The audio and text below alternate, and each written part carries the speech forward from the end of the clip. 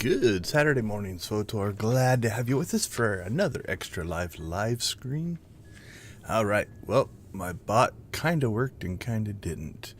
So, one of the first things you're going to notice in chat that I've been playing around with a new bot, and I didn't know if this one was going to work. So I've got to play around with the first one there. The welcome message popped up correctly. The variable did not. So I'll play around with that. But welcome to the stream. As always, we stream every Saturday morning for a charity called Extra Life, raising money for the Children's Miracle Network of Hospitals. So glad to have you with us. We got a lot of potential on the plate for today. What we're hoping to do is we're going to look at a change they made to the light and dark side tokens, maybe do an Arshada bounty, OSIS, some Flashpoints, go artifact hunting, maybe get some dailies in. We're going to do our 4th vet date night. We're going to collect our Galactic Seasons rewards because we forgot to do that last week. Maybe even look at some armor sets because I've collected all of the Operation armor sets. We'll talk about that when we get there. So thank you to everyone who has supported both the charity and the stream. We're glad to have you with us. So let's get rolling. We've got Galactic here, the only character who I ever did the romance options on, I guess. As a player, it's just those aren't any that I cared to do. So of the 6 date night pieces of content, I only have access to 1. The completionist in me will eventually probably go make characters just to get those done because there's achievements linked to them. But for right now, this is what we have. Okay, so we've done this 3 times so far. And the only reason I'm doing it on stream is we're exploring the way the system is put together. So we did the first one, and we let Vet take the lead and take control. And we got this message. We did the second one where we took the lead and did everything like the way we wanted to do it. And you'll notice that the message changed. The first paragraph and the last paragraph are the same, but the middle section actually changed. The third time we did it, you'll notice that these two have the same. In this one, we let Vet take control in the alarm, and we took control in the elevator. So our last combination is we're going to flip that today. We are going to take control on the alarm and let Vet take control in the elevator and see if we get this message, because these two matched, or do we get something different? So that's the first thing that we'll hit on here, just because it is relatively quick to do. Also, I want to give time for the mail message to get in because it doesn't come in instantly. So we do have to, let that happen. I think it comes in within an hour or something like that. And that's on purpose, right? They make that so it seems like, after the date night, Vet went and kind of chilled out a little bit, took some time to compose a mail message to you and all that kind of stuff. So it's by design. Okay, if you don't know to access date night, there's a clickable inside of your whatever on your ship would be the captain's quarters. I suppose since I think Vet and I are technically married, I can't remember from the story. Maybe it's both of our quarters. Okay, we're going to really test something out here. Okay, so we're going to look at this model. It's got 2 pillows and a 3rd pillow on it.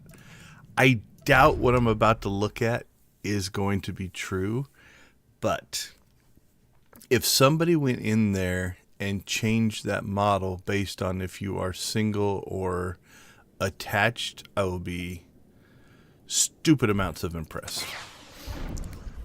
I'm about 99% sure what we're checking here is not going to be happening, but if it is, that is a subtle detail that would be absolutely crazy. Alright. Those are just my companion missions. If you're unfamiliar, SWTOR has the ability for your companions to run missions. So before I log out, I just send them out on their missions and I log out. And so they complete while you're offline, so that when you log back in they're there to collect resources, materials, whatever it is you're looking to do. So I do that on all my characters. I usually try to cycle through my characters pretty much every day, just to keep my supplies up. Okay, yep, same model. That would, like I said, that would have been crazy. Interesting enough, they've actually added this as well. Now, I don't have access to it because I don't have any romanced characters on, or NPCs or companions on this character. But it is evidently available or added to all of your characters.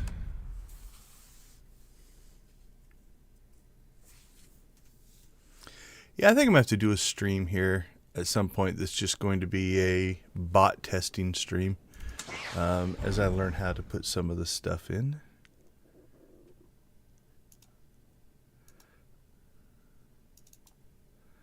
Let's see if I do have a variable I can use. Oh, there is. There's a... Is it broadcast title? We might test that here in a little bit. All right, we're going to go ahead and accept this message. I don't think this changes from week to week. So from a systems design standpoint, it is the same date night each time. So we're on our, this will be our 4th time stealing the Ryloth singing egg or whatever it is. I'm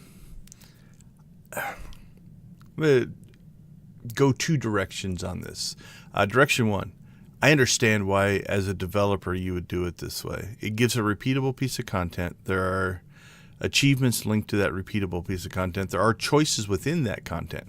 Like I sometimes get just as frustrated when, let's say this is a date night thing and you can only do it once, so you make those decisions and then you never really get to make the other decisions. So I kind of like that it's a repeatable thing. That way you can check stuff out. On the flip side, I can also see where a lot of people would be like, well, you know, date night should be something different each time.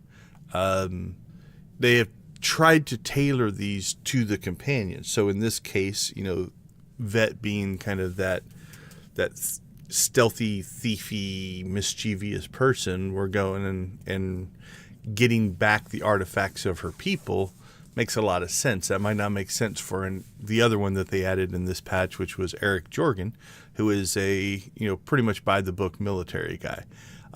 So I can see not mixing and matching them, but it would be interesting to add, you know, maybe 2 or 3 generic ones, or every time they add a date night, add 1 generic date night, and then you start to build up, you know.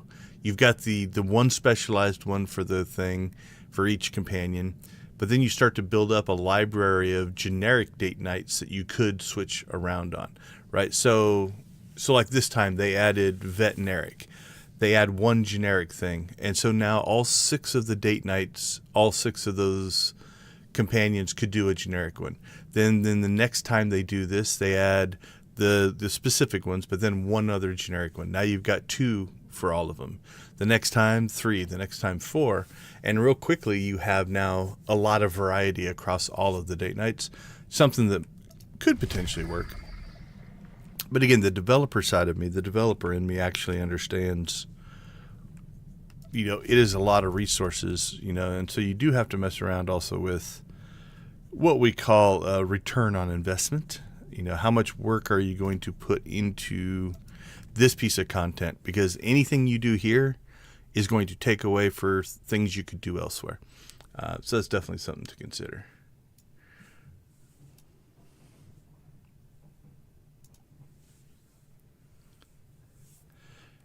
All right, let's see. Which one didn't work?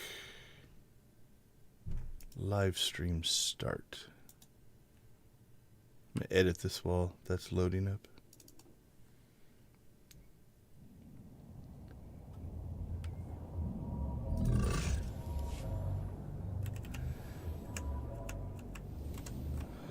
And then we'll test it. All right. Where we need to go for our date night is over here to Helios City. We'll go ahead and just quick travel. More expensive. On McKeb, probably about the same amount of time. Alright, let's test this trigger and see if it works. That didn't work either. Did I spell it right? Broadcast title. I thought that was the variable.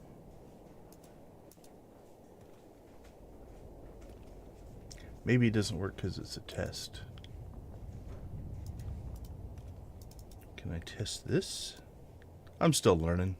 Alright, well, let's do the date night and we'll play with that later. Okay, so Vet is up and around the corner here. Leaning against a wall. Which I believe was broken in the original. And so this is something that they even had to fix the... is she still broken? Or is she leaning with her back?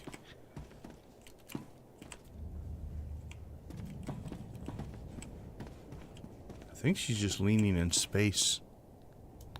Like really, she should either be against the wall there or against the wall there. Maybe it's something I saw that they were going to fix. I can't remember.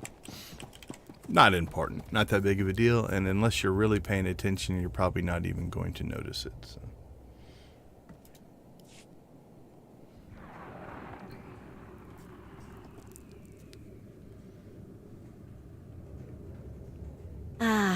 Finally. How long has it been since we could do something like this? Just you and me. Far too long. I'm glad we could make it happen. Me too. And thanks for humoring me with this little trip.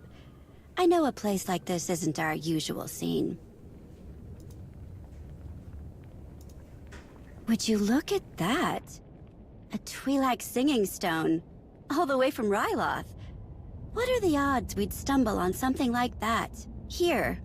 Now. Sure would be a shame if this thing went for a little trip. Back to the people it belongs to. Alright, so I don't think this conversation makes any difference, at least so far. I've tried different ones, I believe.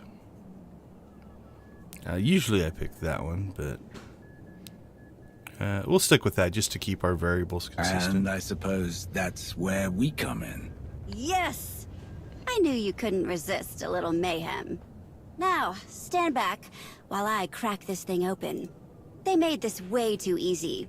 It's like they want people to walk in and take back all the stolen stuff.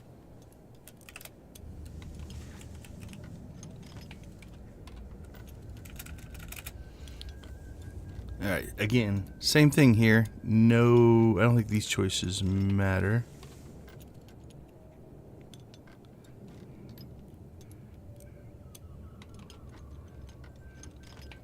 You do know what you're doing, yes? Now, what would give you the impression that I don't?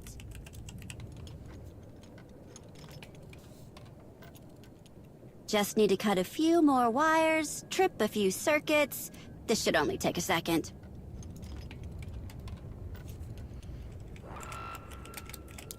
Uh-oh. I guess they did put a little thought into their security measures after all. Don't worry, I'll figure this out. Okay, so first one we did this one, second one we did this one, third one we did this one. So we're going to go back to this for this test. Stand aside. Okay, but nothing too sithy, right? And hurry.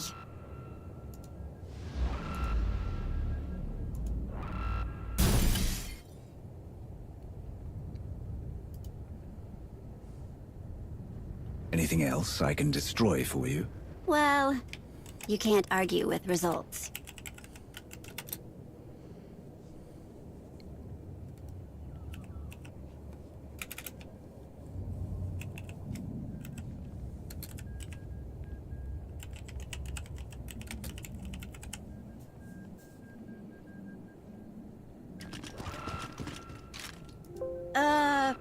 It was like that when we found it?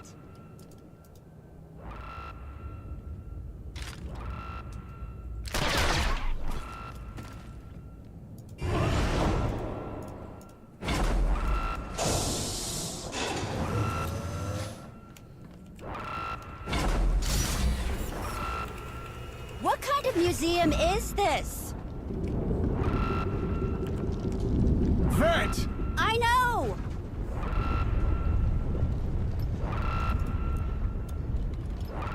Okay, so again, the first and third we did this, so second and fourth we're going to do the encouragement one. Focus, Vet! This is nothing you cannot handle.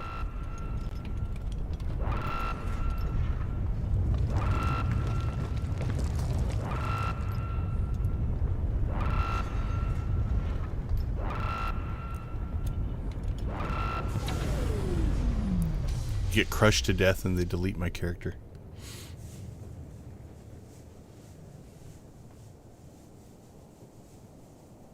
That was way too close. Am I losing my touch?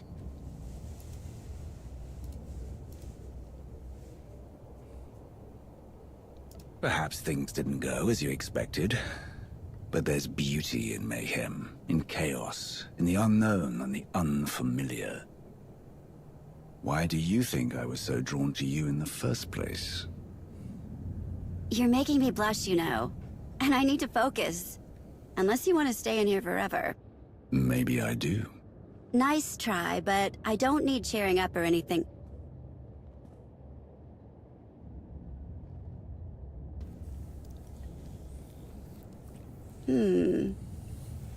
You make a convincing argument. I'll find a way out. Just maybe later.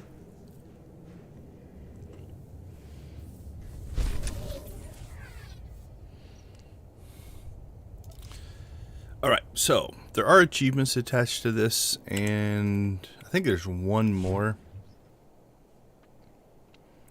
I think it's 5 is where they cap out. Let's see, companions, date night, vet. Yeah, so we got one more. Probably I'll quit doing these on stream. I might start exploring some of the other conversation points just to see if there's any different. But we'll see how today goes as well. See if we get a different option. Because it might be that if you encourage vet at either or, you get the encouragement email. We shall see. Alright, I wrote a test here. Let's see if this works.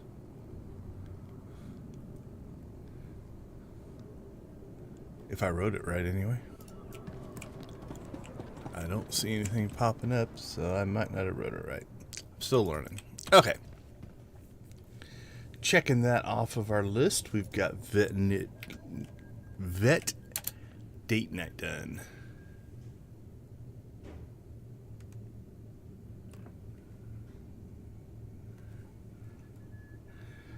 So the bot test didn't work. Let's see if I set the commands up correctly.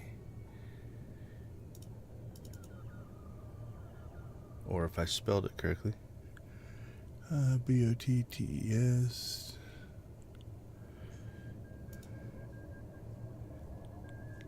Set the command.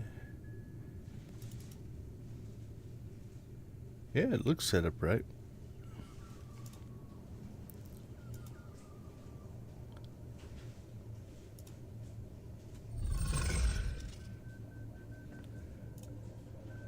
Okay. We'll play with that in a little bit. Alright, let's see. Do we want to go bounty hunting? Yeah, let's do the bounty hunting. So, if we look at our Galactic seasons, two things. One, I didn't claim anything last week. So we've got 5, 10, 15, and then we're going to... Oh, I think I missed one. It should be 20. Let's see. 7. Yes, it's 5, 10, 15. Yeah, we're up to 19. We'll definitely blow past this today. And so we'll have at least 20 things. So we'll do that at the end. But as far as where we're at on Galactic Seasons, 3 done this week so far. This one is just if you click on the explosion barrels and stuff like that. That one just happens. I usually on Tuesday, when the patch or the week rolls over, I go and I get these two just because it's really, really active. So I get whatever 2 of the bosses that we need. So if we kind of look here, I'm down to, I need 4 of the light bosses and 1, 2, 3 of the dark bosses. So each week they just cycle those through and you get different ones. So that is that one. And this one is one you get just from the dailies. Other things that are available for this week, we've got Bounty Hunter on Nar Shaddaa. We've got some Galactic Starfighter, which probably not going to do. We've got missions in Hut Space, which is Makeb, which we actually did get a credit for our date night. Nar Shaddaa, Quest, Voss, Darvanis, and Osis. I think we're going to run Osis today. We got 2 Flashpoints, Battle of Rishi, Hammer Station, Aethys, and the Nathema Conspiracy. I'm feeling like Hammer Station and Aethys, those are old school. So we might do those today. We've got go and kill 4 champions on a planet. This planet this week is Quesh. Usually, let's see, Colossus is Republic. Telon is Imperial. So one of them is missing, so that one might be generic. Usually there's 2 Republic, 2 Imperial on those.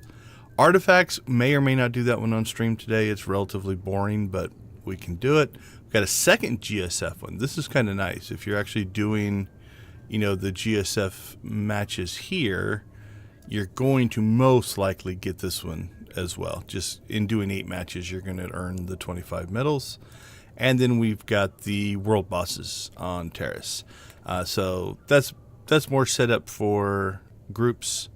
You can do that solo, very soloable, solo or group, solo or group, and solo. So, all right, so let's go ahead and, like I said, let's go run the bounty, because I don't remember the last time that I did the Nar Shaddaa one. All right, let's check one of the other bot commands and see if it's working while we're loading up. Okay, so that one works. So what did I mess up on this other one?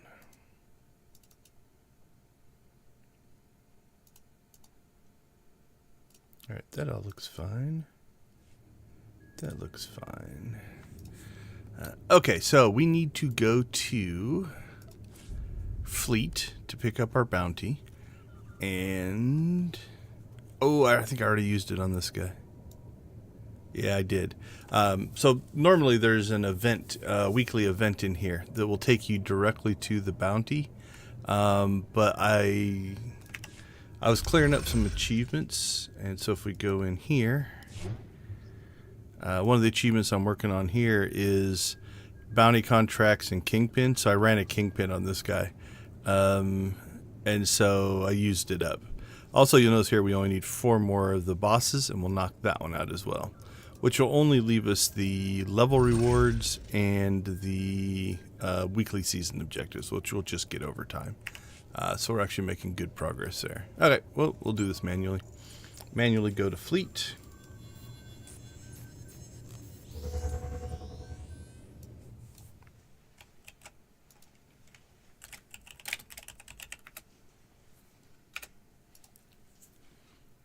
All right, let's try the bot test again. And then I'll start going looking for typos, because I might have typoed something somewhere.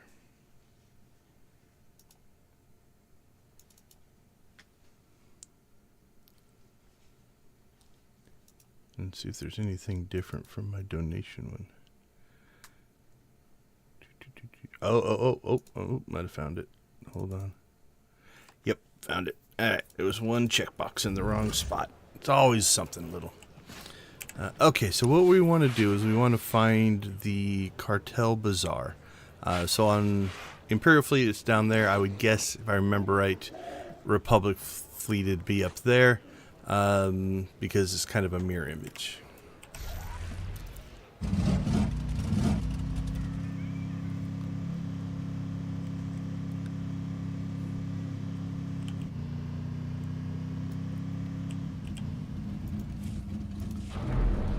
All right, bot test number 3.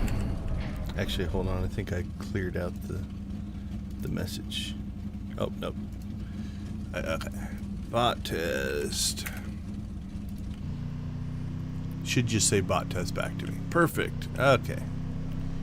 We have it working now. Okay, so on this character, since he is a bounty hunter, at some point in time, I unlocked everything on him. So these you get automatically, the bounty contracts. And then the Kingpin ones you have to actually purchase. Think you get them on this guy? Yeah. They cost 5 of your, what are they called? Completed bounty contracts. That is a currency that you get. So if we come down here, there we go. Completed bounty contracts. I have 139. That is a legacy currency, I'm pretty sure. But we're not going to do, we don't have to do Kingpin, I don't believe. Here we go. Let's see what it says. Make sure we actually do the right thing. Complete a Bounty Brokers Association contract on Nar Shaddaa. Does not include Kingpin contracts. So the Kingpin would not count. So let's go ahead and say Bounty Contract, Nar Shaddaa. We'll accept that. Thank you for accepting a contract from the Bounty Brokers Association. Proceed to the planet specified in the contract to meet the client and gather the details of the bounty. Good hunting. Alright, so we're just going to... So I use mission travel because it puts you outside of the spaceport. It just saves you some time. And then while that's loading, I'm going to make another edit to the bot. And let's see if this does what I'm trying to get it to do. Bot test. Trying to pull a variable. Okay, that one worked. So I think I've got it worked out.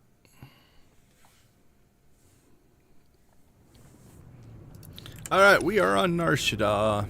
Nar Shaddaa is much like Coruscant. It's a city planet, right? So it's quick travel to get from section to section. On these, it is sometimes difficult to figure out where you're supposed to go. I'm going to go ahead and get rid of that so it's not showing up. So if I look around, I'm looking for any kind of quest icon. If you can't see one, there's a couple of things you can do here. You can start turning off map filters, right? Like, do I need the market kiosk? No, that's not showing up anyway. Mail. Oh, I did see there's something there. Oh, that's my heroic dailies, yeah. Resources, quick travel points, trainers, taxis, vendors. You can just start to turn this stuff off and see if you can find what you're looking for. This is just the terminal I'm standing next to, so that's not doing me any good either. So that can sometimes help. Usually don't turn that one on. Usually don't turn that one on. The rest of these, normally it's okay to have them on. Okay, so since that didn't work, we still don't know where we need to go. Now, if you read through these, they'll sometimes give you a hint on where you're supposed to be. Speak to Authorus on Nar Shaddaa.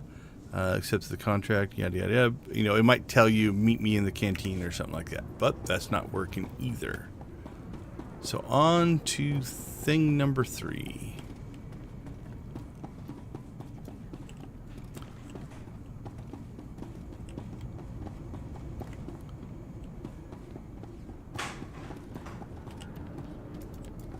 Okay, hold on. Oh, there we go. Jeez. Got lost there. Thing number 3 is if you open up your taxi interface. One of the things they try to do is they try to show you the travel point that is going to be closest to the mission that you're going to. So, hey, Kyler. Yeah, I'm playing around. I was showing you the new bot software. So, what I was working on is, if you look, the stream title is pulling that title from a variable. And if you go all the way back, I screwed it up in the first one, where it says, welcome to the percentage broadcast title, percentage live stream. Oh no, that was the test. The first one I screwed up was welcome to the title live stream because I had the variable wrong. The second one is, I think I just, because I ran it as a test. Here, I'm going to do it again. I don't think it pulls. Like if I just test the trigger.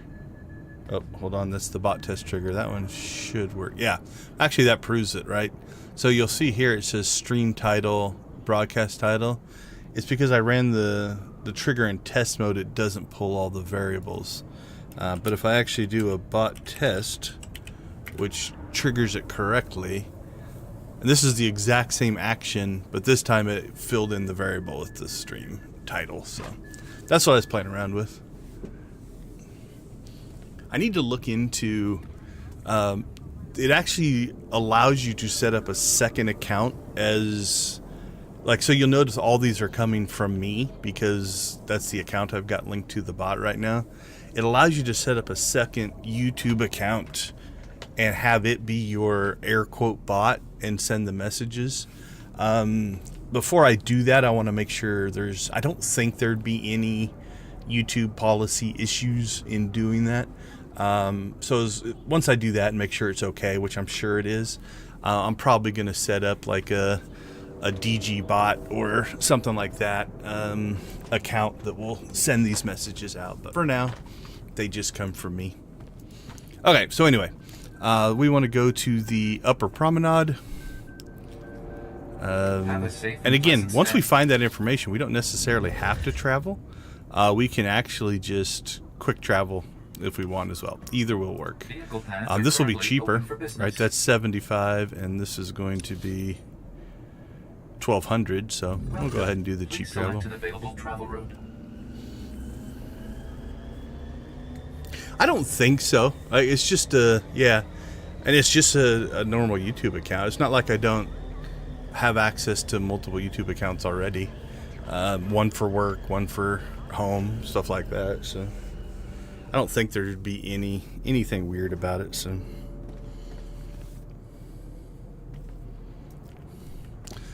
also because I've got actually I think I've got multiple in the structure. Okay, there's our guy we're looking for. I don't know the correct terms for what I'm about to say, but there is a YouTube account and what they call brand accounts, and you can have more than one channel under a single account.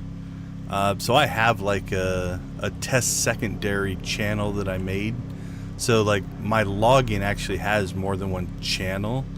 So I might be able to just put another one under that, and that's probably the next thing I'll test, because then I don't have to create a whole new email and account and stuff like that for what I want to do. So probably that might be a test for this week. We'll see. Okay, so our mission says to find Otheros here. He's our client. You took out a contract? Yes, that's me, Otheros, owner of the Haven's Blaze Casino. I'm concerned about the debt facilitators hired by the Lucky Runner Casino. They're nothing more than gangsters, street scum, like their boss. I'm tired of people thinking we're all criminals. The Haven's Blaze is a legitimate establishment. What's more, these thugs are killing our potential customers.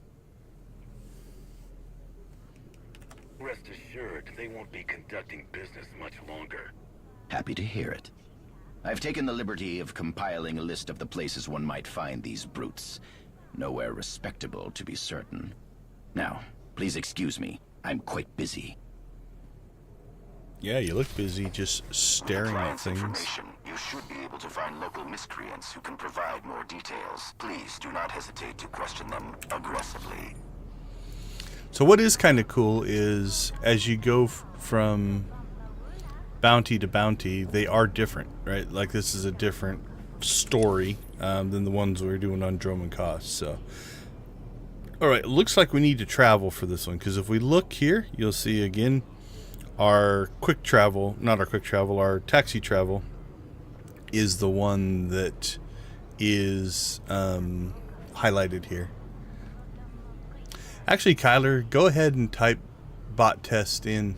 Let's see if I should work for you as well. I mean, that'll be when I shut off eventually, but in the spirit of testing. Make sure I set that up correctly as well. And then that one, that link one's on a timer, so that one seems to be working. Yep, cool. Yeah, it's working. I've got the timer one set up so that I think it's randomly between 10 and 15 minutes. And then it also has a...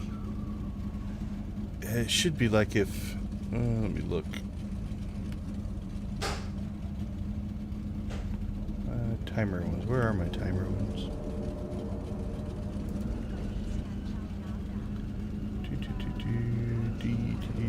There we go. Timer.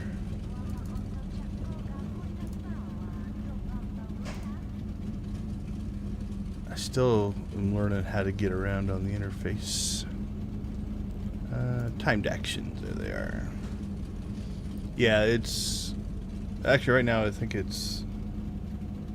Yeah, 10 minutes to 15 minutes. But also so many lines of text as well, so... We shall see. Okay, where do we need to go? Oh, we're going over to the casino. Actually, I just think we have a quick travel to that. We'll just do that. It'll be quicker.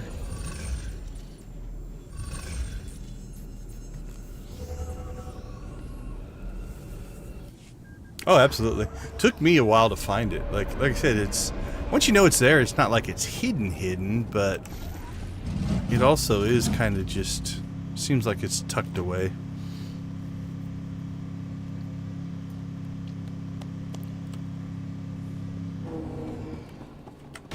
Alright, so this will work just like our other missions, right? We're just going to find these shady characters. One of two things is going to happen. They're either going to tell it, or three things actually. They'll tell us what we want to know. Or they will attack us. Or they will just ignore us, essentially. Tell us to go away. If you do the fighting one, the main guy drops the intel you're looking for. This is a unique item, so you can't store these up, so you have to actually use it before you fight the next group. I think you do it on purpose, otherwise you could just come out here and harvest these shady characters. Just have a stack of that intel and then get the mission, click, click, click, click, and just kind of be done. So it makes sense. What are you going to stream? Do you know yet? So that guy just gave up the intel. He didn't even fight us. Do you have a list of games that you're interested in? Oh, this guy respawned already. Nice. No one has to know that we spoke. Okay, so that one, if you look up here in the chat, he said, find someone who cares. So that's the not going to help you one. Oh, there's another one in here. I'm sure if you look at this circle, it's huge, so probably all over the place. I need to know some things.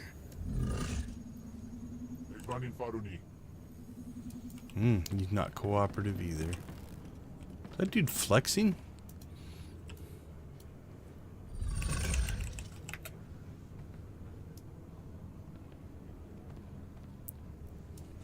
I think I'm bigger than he is. At least my armor is. Think we're impressing this young lady?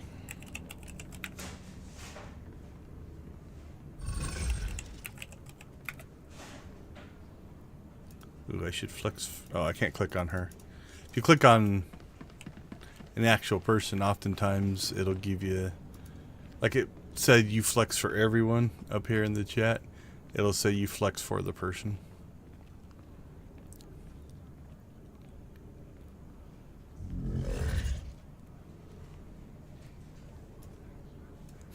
I don't know that I have paid any attention to Deadlock. I'm going to have to go look it up now. Looking for information.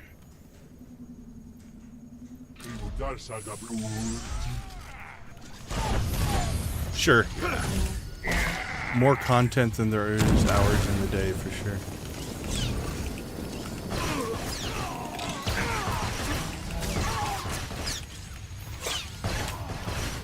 I'm going to be dramatic on this one. Oh, boom!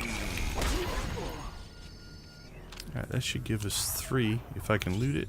There it is.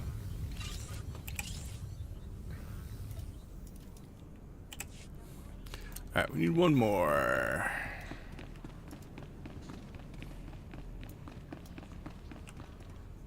I need to know some things.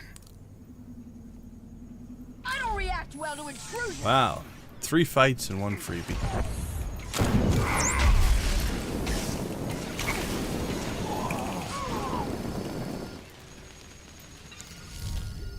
Alright, so that should give us our 4 pieces of intel. Speak to the underworld contact on Nar Shaddaa. I think that'll be... Will it be here in the casino? This is the nice thing about the... That's why I do the Droma Cost ones, is it's all very compact. Yeah, see, this is...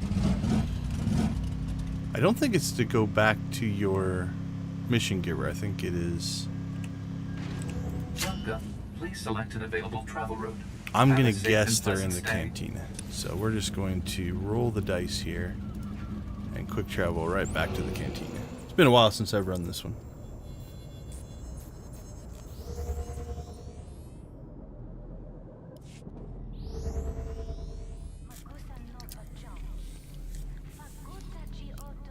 Oh, we got lucky.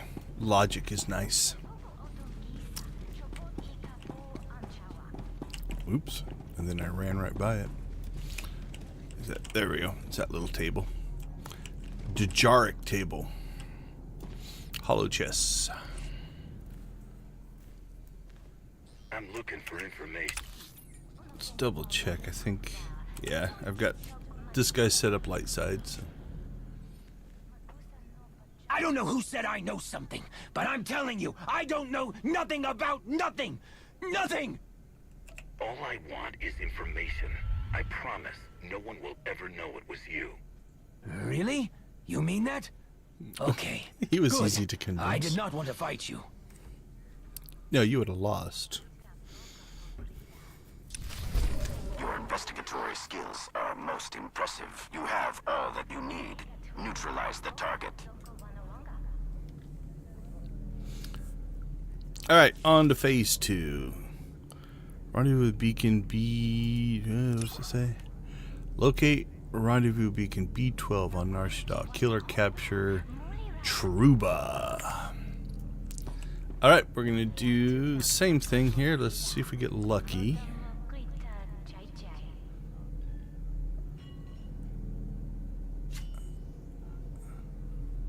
I'm not seeing any indications of where we need to go, but we can... I'm going to be really lazy here. We're just going to quick travel out to there, and then we will see where we need to go.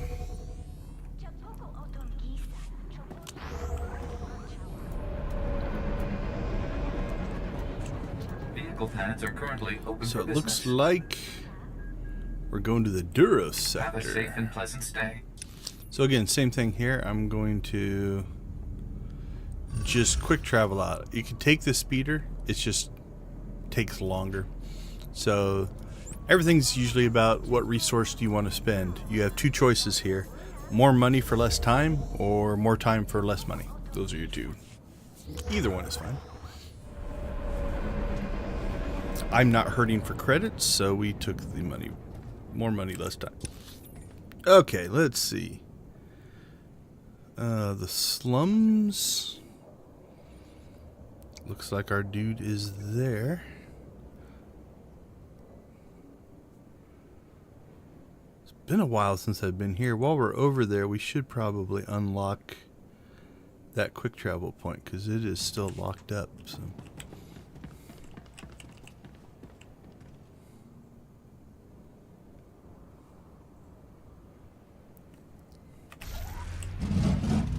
Rock and roll.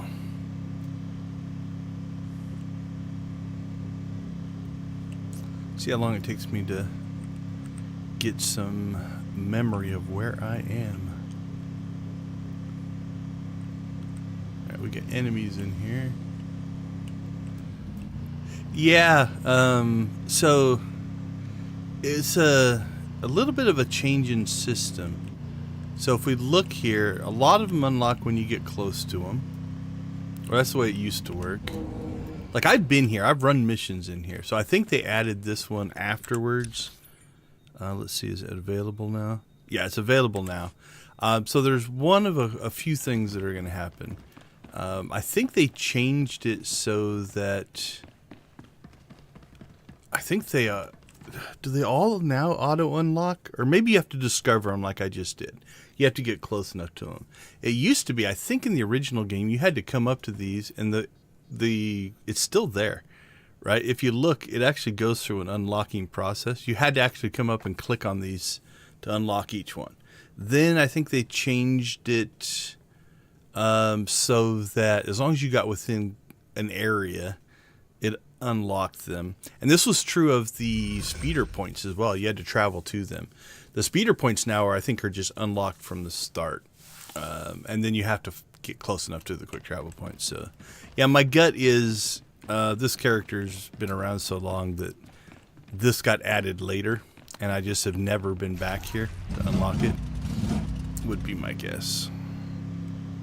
Not a lot of reason for me to go to the slums on Nar Shaddaa, now that I'm a big-time bounty hunter. Alright, let's see. So, a couple of things, if you ever find yourself in a situation like this.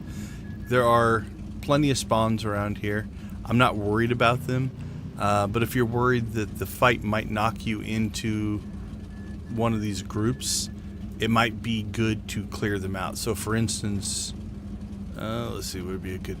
Like, if we wanted to fight over here, right? We could just come over here, fight these guys first before we click on the... Now, they could respawn, depending on the respawn rate, but now it gives me an area to fight. Again, for this bounty, I'm not overly concerned about it. But if you're going to pull something bigger, and you're worried about that, you know, I now have kind of a safe spot to fight over here. Because what can happen, let's say they have a knockback, right? And they knock you back into a spawn. That can be troublesome if you're having trouble with the fight. These fights again aren't meant to be that hard. In tiny pieces, friend. Impressive lethality. Notify the client of your success. Oh yeah, I get lazy. I forget you can actually carbon freeze them and take them back. But I think the only difference is there's an achievement for doing it both ways for each of the bounties. Like there's another one that I don't have unlocked. How many of them are there?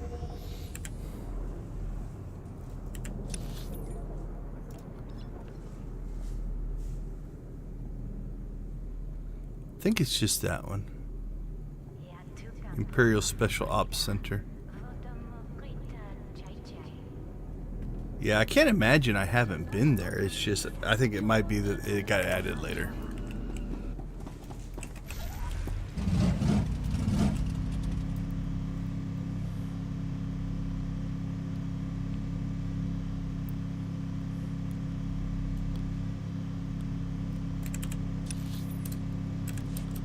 Alright, where are we headed to? Just over here. Remember, he told us he was busy. Let's see how busy he looks. I'm thinking not very busy at all. Oh, we're gonna let him on fire. Oh wait, nope, that's not him. Here's our guy. Still doesn't look all that busy.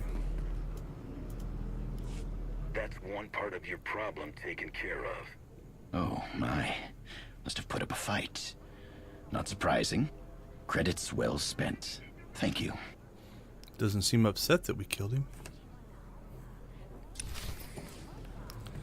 Alright, so now again, if I hadn't already used up the event, we could actually just use that to travel back to Fleet. It does give you a Fleet Pass here if you don't have this one unlocked, but either or is going to do the same thing.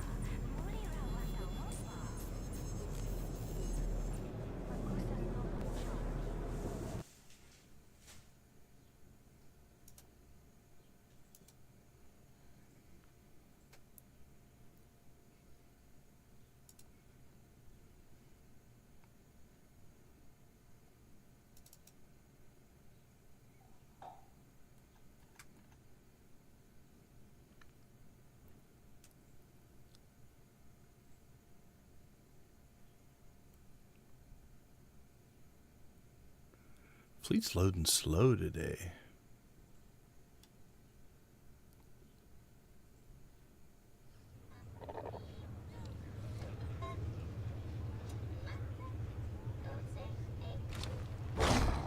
Alright, so same thing here. We're going to work our way down south to the bazaar and turn in our contract. This will also... What's going on today? Is it the... It might be the Darvanis. Before we sign off, our newsroom would like to take this opportunity to warn citizens of the Empire about a concerning and dangerous development.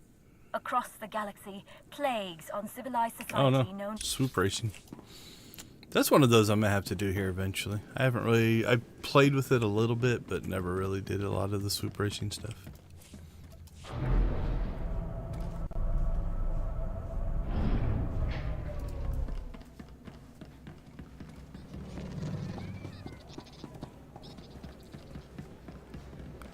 Alright, so we come here, we turn in our completed contract. The Bounty Brokers Association is quite impressed with the efficiency and skill displayed in your contract resolutions. Oh, I hit level 50. There we go. That's also going to give me some conquest, because there is a conquest.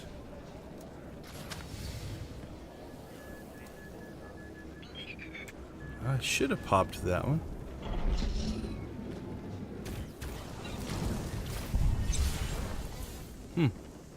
That's kind of weird. Hold on. Yeah, I got 4 done. 1, 2, 3, 4. I'm not sure why that conquest didn't hit. It's actually not bad. I'd rather hit that on Zax.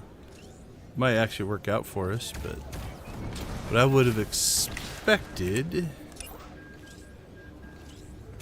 that conquest thing to hit. So it didn't count that one for some reason. Galactic Seasons weekly objectives. Weird. Bug, but a bug in our favor. Because I'd rather dump those conquest points on Zax anyway.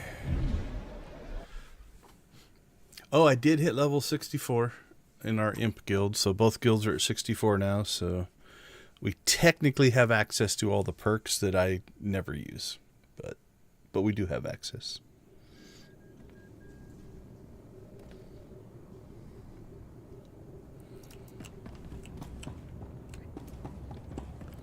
Let's see, did we collect? Yeah, we collected a little bit of stuff. That's all trash. We'll keep those 2 things.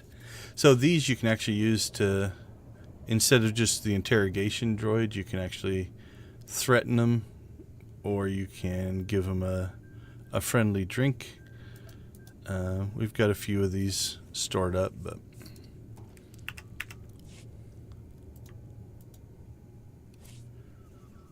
alright, sell off the junk, sell off, sell off, sell off. Okay, where does that leave us? We have Hut Space, which I think is Osis, is the one we're going to do there. Yeah, Osis, we'll do that on Zax.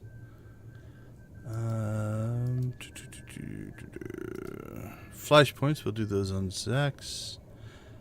And also Zax has the ability to do the artifacts, so I think we'll pop over to him. Oh, so anyway, here. So the guild hit 64. So if we look in here, there are some of the... See if we can find one. Yeah, it's not showing. Might not show now because I actually am at 64.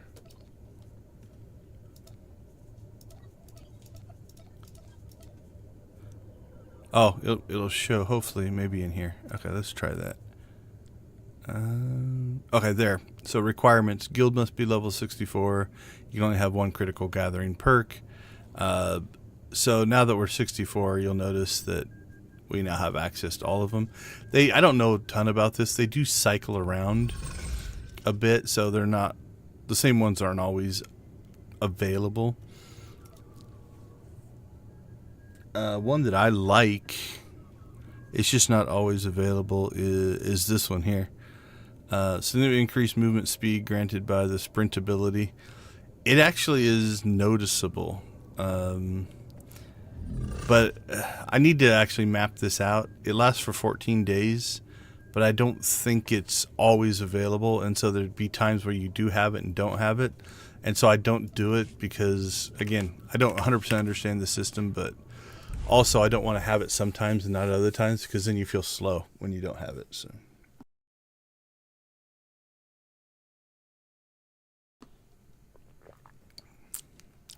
Let's see. It'll be nice to be back on the Republic side a bit. I've been playing a lot more Imperial side, trying to get the Imp Guild up to 64. Because the Republic Guild's been at 64 for a while. I think it's almost at 74. What are we at? Yep, 74. Just made it. Okay, let's see. Flashpoints or dailies? Any opinions in the chat?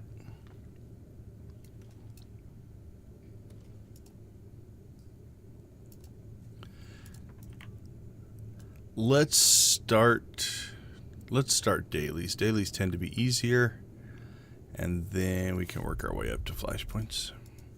Not that either are going to be very hard. Osis.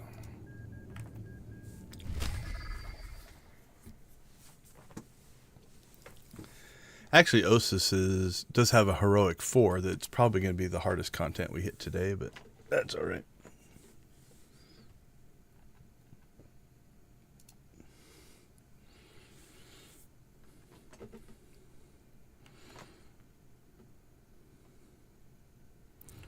Osis should also give us lots of conquests. Okay, so we're starting at 0. There's a lot of missions in here.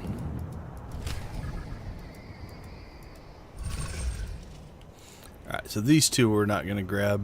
I don't believe they're soloable. Actually, that one is either... It is soloable if you actually do PvP. So you can PvP or kill a boss. What's this one? Yeah, boss fighting or PvP. So you can get these done that way. I don't need any of these. I think I'm capped out anyway. Yeah, 1,000.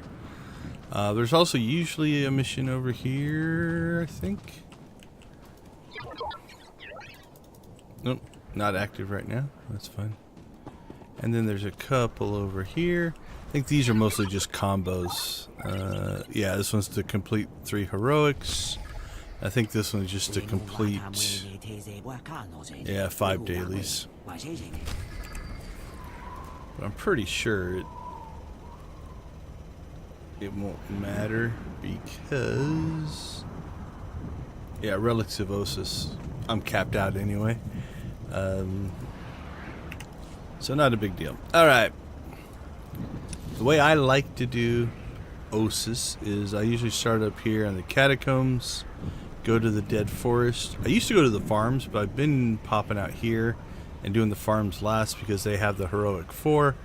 And then sometimes that way I can watch chat to see if there's anybody who's doing the heroic 4. I can solo it. It usually takes a death or 2 to get through it. So that's my route that we're going to take on today. So far nobody has asked, and it only looks like there's 4 people on the planet, so most of the time I don't actually ever get 4 players. So pick up even more missions. There's 2 more. Greetings. You are cleared for the following travel routes. Alright, so if we look so far, so this is also why I do this first. So we picked up that scan mission, but the scans are in multiple places. So if you did this last, then you would have to go back to those places. So 1, 2, 3, 4, 5, 6, 7, 8, 9, 10, 11, 12, 13. So we're at 13 so far on Osis. Lots of missions. But they go pretty quick.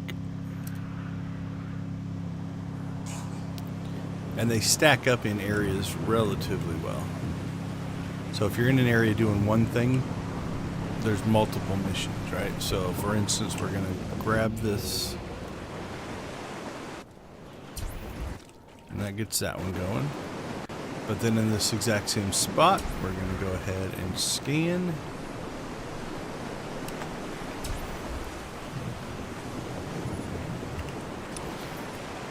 And then we're going to turn around. And there's one or two bosses we need to fight right here. So like I said, it's while there are lots of missions, you're kind of always doing 2 or 3 at the same time. So you actually rip through them pretty quickly.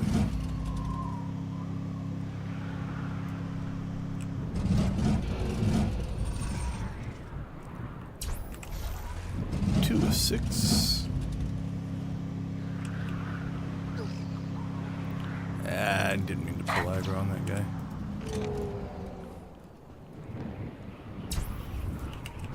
Yeah, we'll send our companion to deal with that. So here's another mission. So we've got 1, 2, 3, 4 that we're kind of doing simultaneously right now.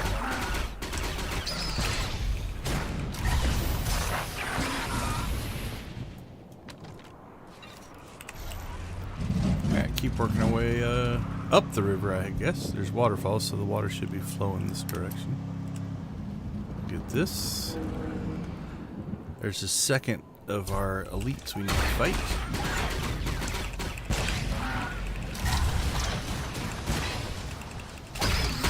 That will finish a mission.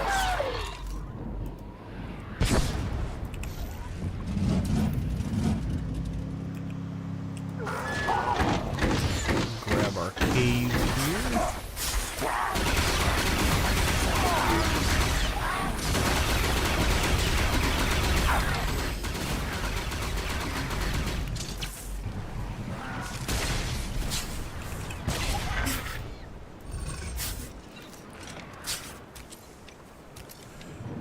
Alright, so in that time, then this one respawned.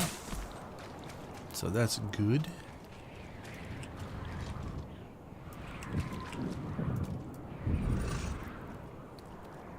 So I think we need 6 of those. So we can sneak by these guys. Nope. My sneaky is not good today.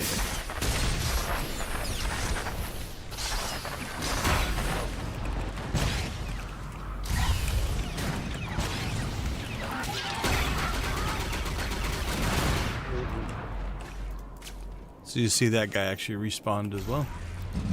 So somebody beats you to the named NPCs. They respawn pretty fast. All right, second one down there.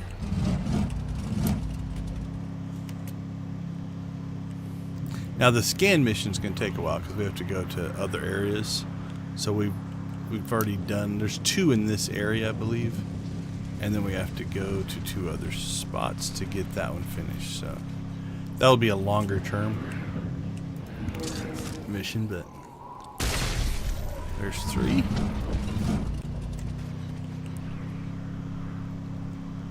Then there's one more mission and one more scan in this area. So I just jumped over there to avoid that group that's walking there. Not worried about getting enough of the defeat enemies. You fight a lot on Osis, so we shall be fine.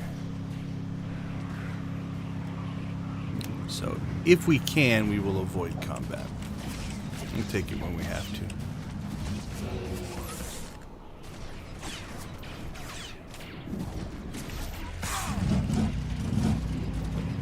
Alright, if you are going this direction, there's a couple hidden guys right there. They go into stealthy mode. If you drive through them, they'll aggro you. So we'll go around them.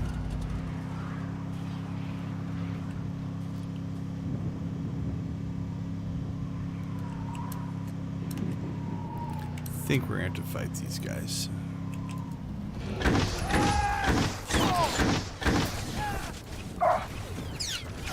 Check and see how many. There we go. So far we have fought 16 of the 75 that we need for both the defeat enemies conquest. Alright, moving forward. I usually skip this one. It's got an elite guy there. There's another one over here anyway, and we want to go over here because we have a scan mission over here anyway. So we didn't really have to go out of our way.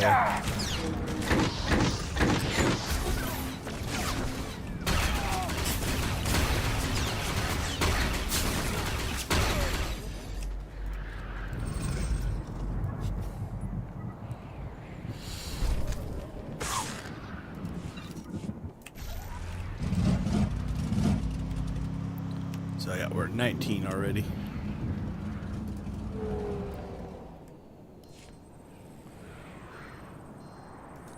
I think down there is where one of the 2 world bosses are, if I remember right. It's been a long time since I've done this. Alright, that should clear this area. So, on to the next.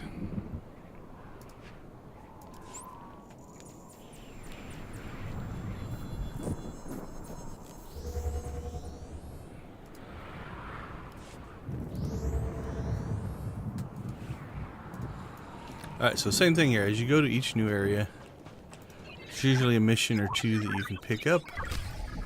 There are way more missions than you need for like the weeklies and dailies and stuff, so if you want to, you can just start skipping some of them.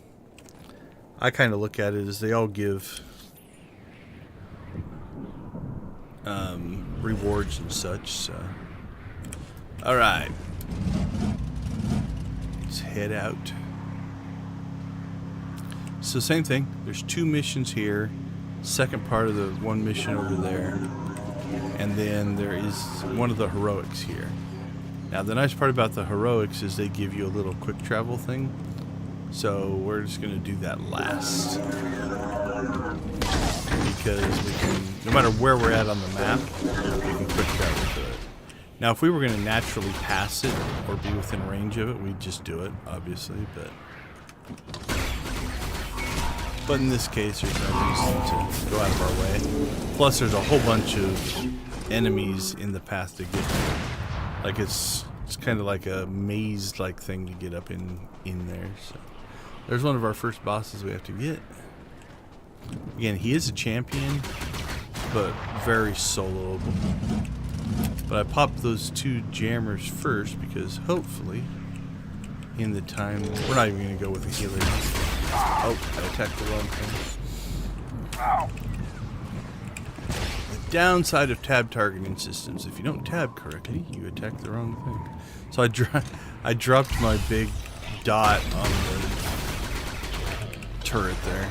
So I was trying to put it on as champion, just get a little more DPS.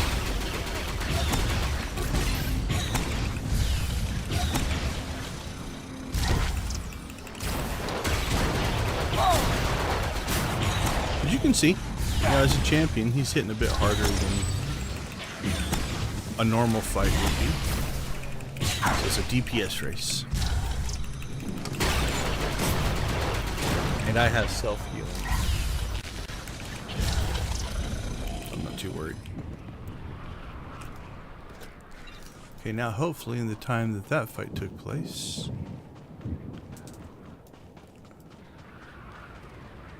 go back up here and grab these. There's plenty of these around, so somebody gets these before you do. Like there's one up there. Close enough.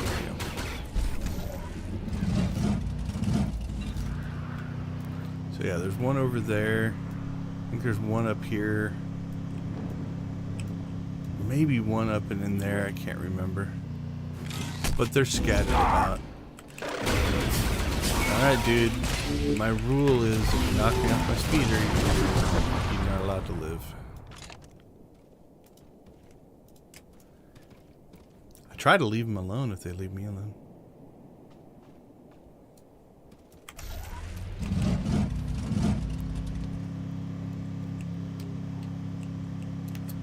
So there, I think there's one right there or down there. Maybe it's down there.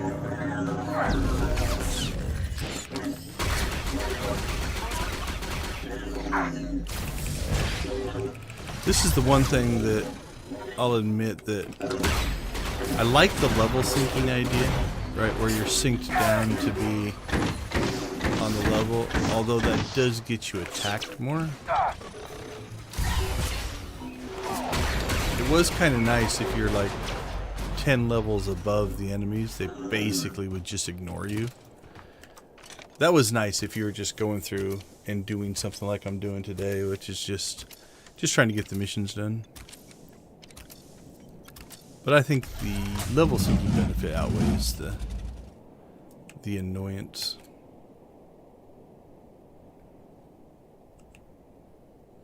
Alright, our second champion guy should be, I think he patrols in here. I think he spawns there. I don't know, he doesn't seem to be moving. Maybe he just randomly spawns in one of the two spots. Right, in general, I try to make a policy to not stand right on top of another player or my companion. That way any area attacks that come out will only hit one of you instead of both of you.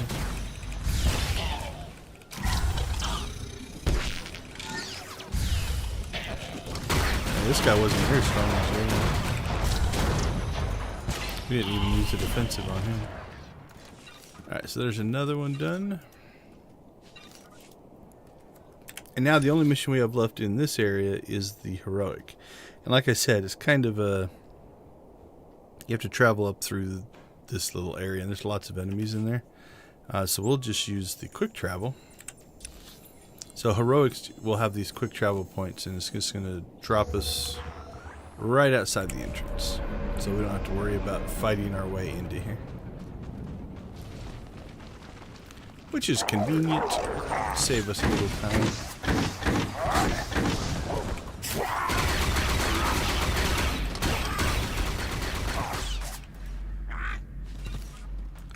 Again, we haven't hit any hard content yet, really, because we're not even running with the hero.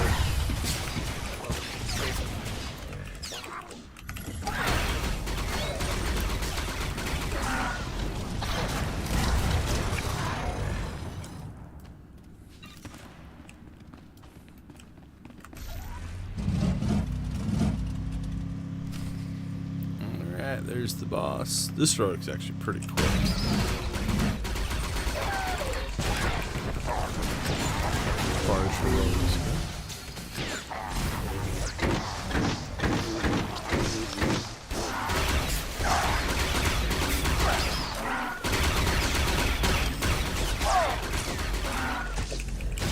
Hopefully we get him killed before the second wave.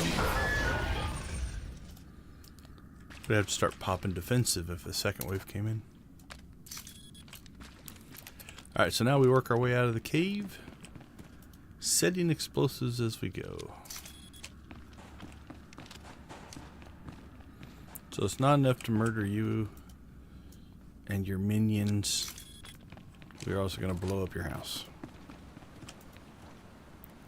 There's actually 6 spots. You only have to do 5 of them. Not 100% sure why. There we go. Alright.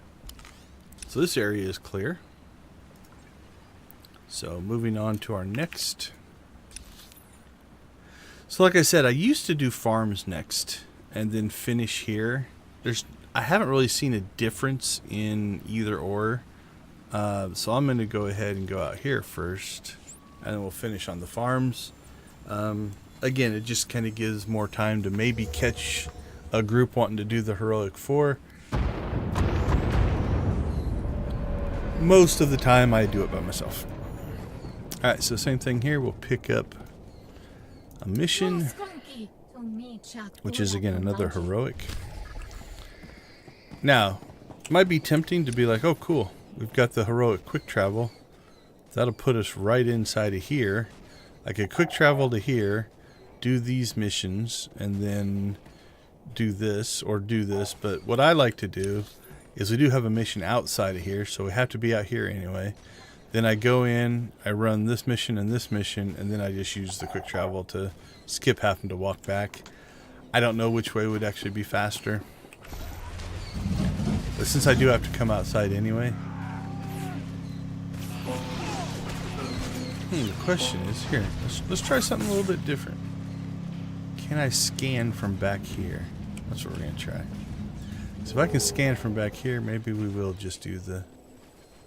no, because one of them's inside the building. Okay. Figured there was a reason I did it a certain way.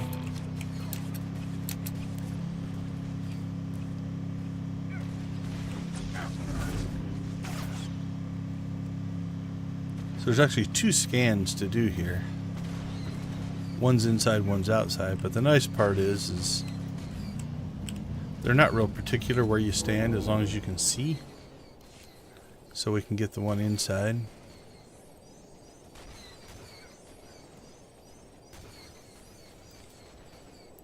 Oops, got a little click happy there.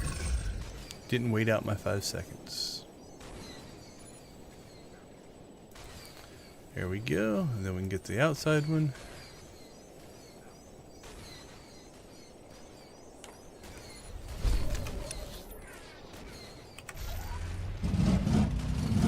One thing you want to be a little careful about is if these guys are fighting internally like this, they won't aggro you. You can actually run by them.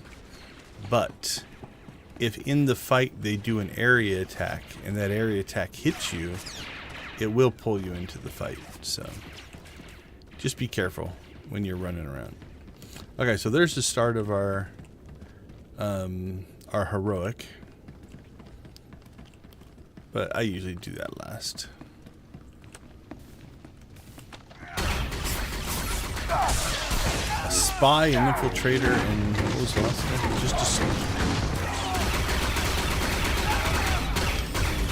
Wow, I'm impressed. Bessie pulled aggro off of me. Good job.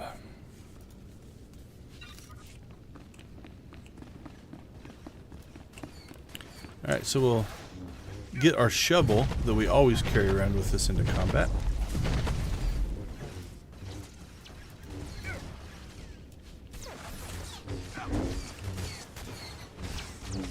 We're a well-prepared soldier. Sometimes these will spawn an enemy. There you go. On cue. Almost like we knew it was coming. It's random. I did not know it was going to spawn.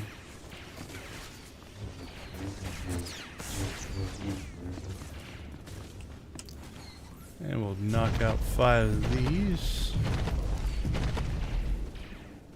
So here you can see we're getting tech fragments, conquest, and credits for, even though we're not getting the Osis currency anymore.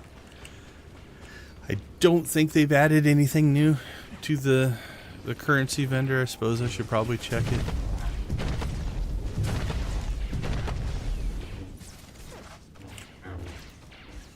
Yeah, we're only 1 of 4 that has attacked us. That's been pretty good. Probably doomed us to a combat in this one by saying it out loud. Nope, we went 4 for 5. Not too bad. Alright, there's usually 2 people around the corner here. Or 3, I guess. 1 group.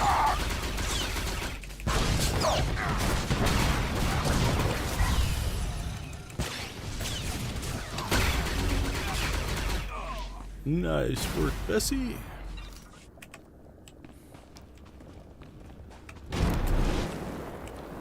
Alright, so in here we're just going to grab ourselves some ancient Jedi lightsabers. So these are the same thing. They don't always spawn security, but sometimes they do.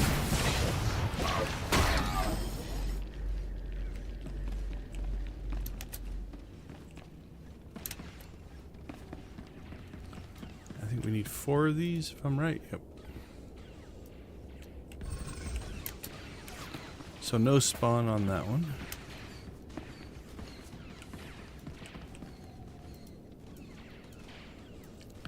If I remember right in the mission briefing, we're not looting here. We're protecting the artifacts from the Empire or something like that. Let's see, does it say? The Great Jedi Library houses many unique items with unparalleled historical importance to the Jedi Order, including the lightsabers of early Jedi Masters and the holocron of Odin Ur. Retrieve these priceless artifacts before Imperial forces can steal or destroy them. See, so we're doing good.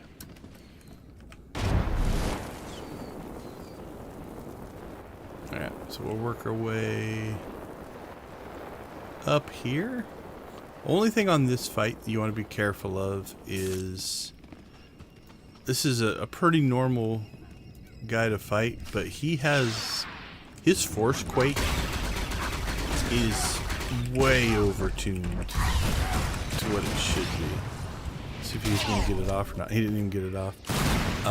But it'll tear you up. So, okay, so now I have a choice, right? Like if I would have quick traveled, I'd have to travel through all of this, and there's enemies and such that you'd have to fight. Or now I can just basically teleport to the entrance, which is what we're going to do. So it saves me that walking distance. The walking distance outside is pretty much combat free, so it's pretty easy.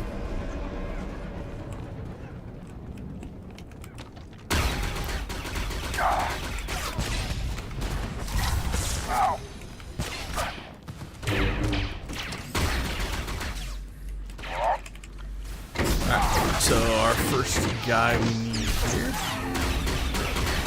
is the Conqueror. So you'll see there's three objectives now.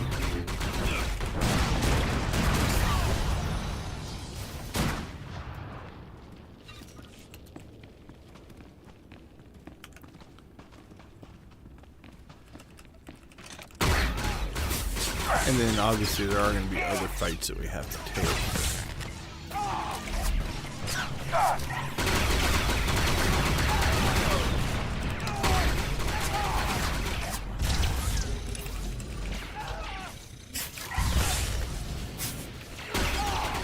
How far are we on that one? That one's on. Should probably turn that one on. Narshada, McKeb, Tatooine. Should keep track of that one.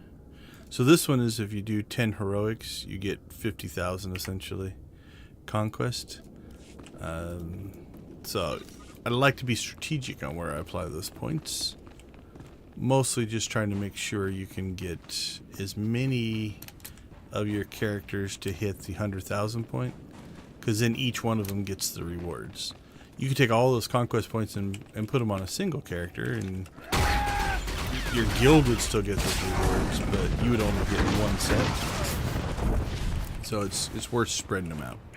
Once you hit 100,000 on a single character, anything above that adds to your total, but it doesn't make it so that you get more rewards on that character. So if you had 800,000 points and you put those on 8 characters, you get 8 sets of reward. If you put all 800,000 on a single character, you'd only get 1 set of the rewards. And those are just the... Oops, there we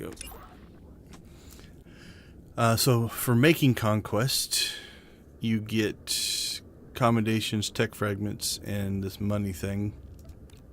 And then if your guild hits conquest, which we will, we're at 488 of 500,000, each character gets 500 more, some money. Actually, I do this a lot smaller planet. 300 more, some money, one of these reinforcement things, and then a choice of one of these. These sell on my server for current prices have been between like 750,000 and to $1 million a piece. So again, if I can hit conquest on a bunch of different characters. Now you notice a lot of them are over 100,000. 100,000, I actually get a 15% bonus here. So if I hit 100,000, which you have to make conquest, this will be 115. And then again, I'm never exactly perfect on it, but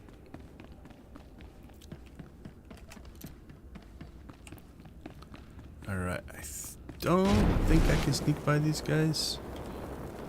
We'll try. I always try. And then I fail. Alright, we'll take out the normals back here. Get them off the map. Finish the spy up. And our companion died. I was hoping to get all that done, full aggro to me before Bessie died. It's a pretty hectic spawn there. These strongs oftentimes, the silvers here, while they're not the strongest of the enemies, they oftentimes will have some of the stronger attacks. So while they might not be as tough overall, their actual attack is usually pretty strong. They can use damage. So it's good to take care of it. Ravenger's doing some damage. It's gonna be close. As soon as my shield drops, I'll get a heal here. There we go. Alright, so that was our third one. Don't need to fight that group. Just going to fight the boss up here. Let's go ahead and get ourselves to full health before we do that.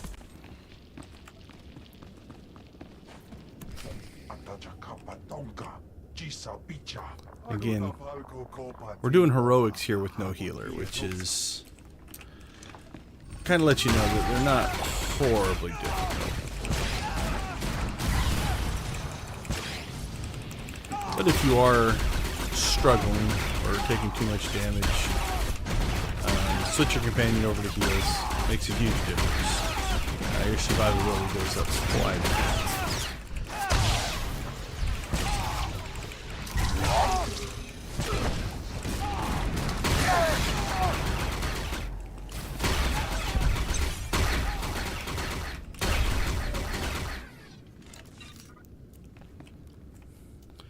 Yeah, we didn't use any defenses and still did okay. So.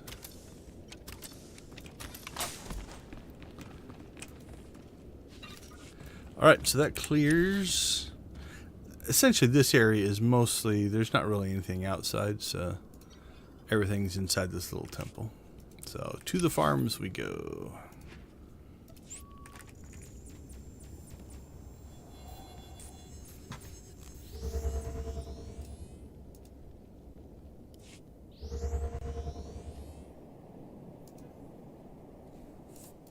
So, same thing, rinse and repeat, grab any missions that happen to be here. So let's see, we started at 13, 14, 15, 16, I think that's 17, and there should be one more here. So 18 missions, if I did the math correctly, on Osis. Same thing here, the heroic has a quick travel, you know, so we can quick travel to put us right outside of here. There's a mission to do here. So what I usually do is do the missions in this area, quick travel up, do that mission, and then go inside the instance. It just makes this a little more efficient. There should be 2 missions down here. We've got the deploy turrets. Yeah, and this one's not showing on the map, but we have to be down there to do it as well.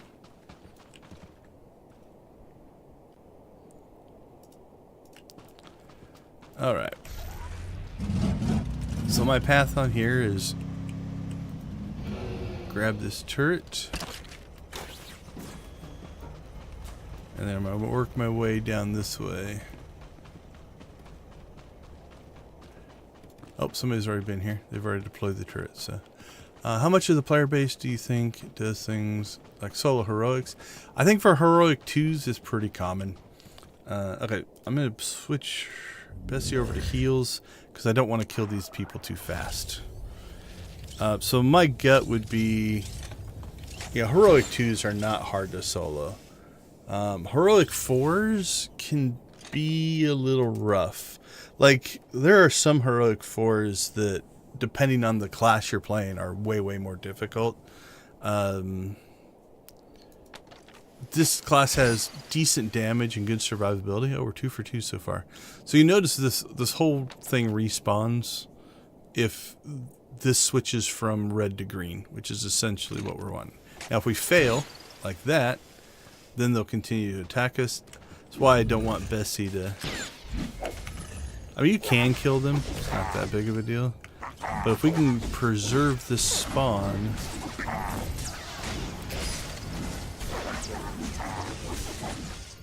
Oh, I think I failed on that one too. So mostly she's just going to stand there and take a bunch of damage, and we're going to try to get one of these. I think this is our last try on this spawn. Come on.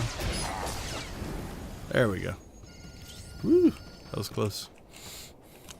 Now if you kill the ones that you fail on, they'll all still respawn, and we can only do these small ones. So that's why I do this spawn, because there's 4 smalls in this area. So anyway, yeah, especially in these daily areas. So technically the heroics, like if you were going to run, you know, any of these planetary dailies, these are all technically heroics, and they are at this point designed to be soloable. In the original game they weren't. The ones here on this planet, like I said, the 2 that I just did, very soloable. The heroic 4 is rough. Most of the time I die, at least once. I have done it before where I've done it in a single pull, but that takes some luck.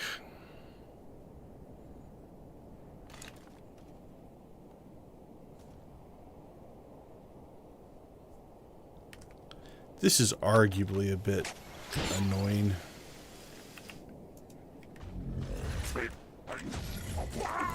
Eight seems like overkill.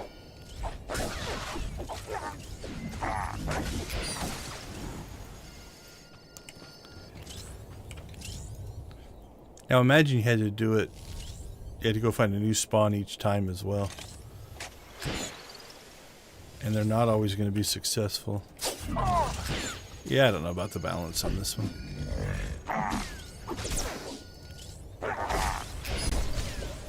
Alright, that one's done.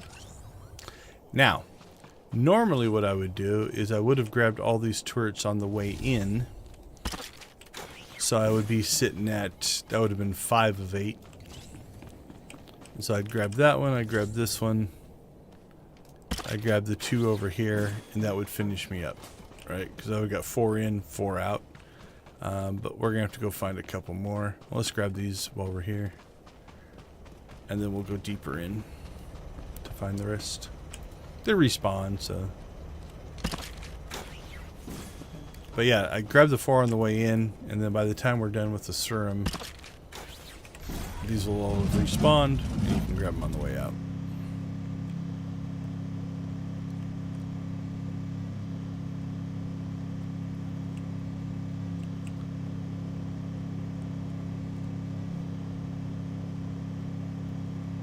Done it that way so much I don't even remember where the other turrets are.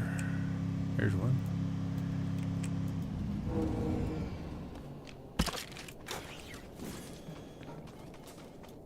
Two more.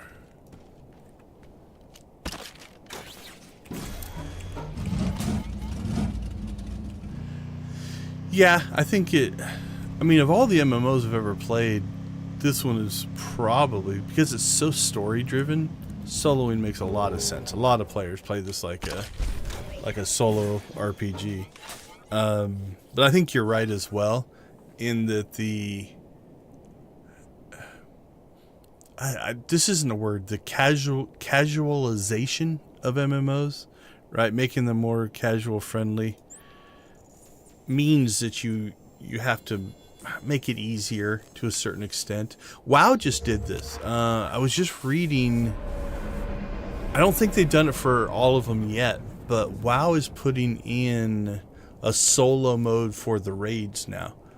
So for players who are just playing solo, they want to play the story, they can see the content. So they're putting in completely detuned soloable versions of the raids. And I think they've maybe done it on 1 or 2 so far. Don't know. I read a little bit of an article. I need to dig a little deeper into that. They haven't done that here yet. The operations here, there is a story mode, but you still need a group. That's not something you can go in solo. But yeah, I would say outside of operations and a few, well, like some of your uprisings and flashpoints, you know, at least at the hardest modes, there's soloable versions, but almost everything in this game is soloable to a certain extent.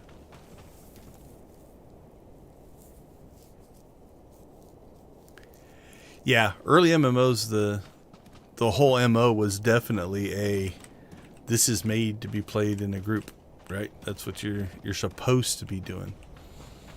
Okay, so there's 2 kind of waves or phases to this. Phase 1, the Imperials attack. There we go. This is easy. I'm not even going to put my companion on heals.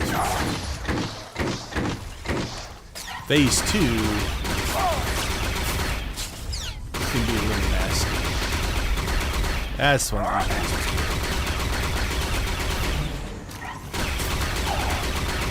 Alright, so we got our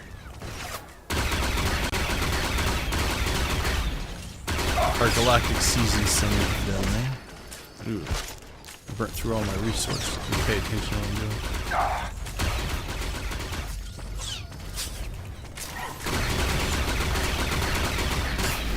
Yeah, like I said, I think it's just like maybe they're trying it on 1 or 2. I don't know. Like I said, I saw it and looked at it a little bit, but I don't think I read in as deep as I need to.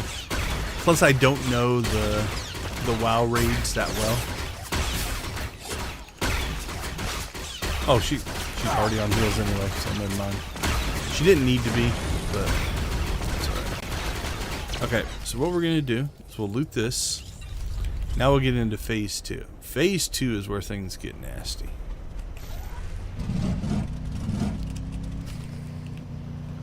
So what we want to do is we want to pull aggro. See if we can get some of these guys to chase us.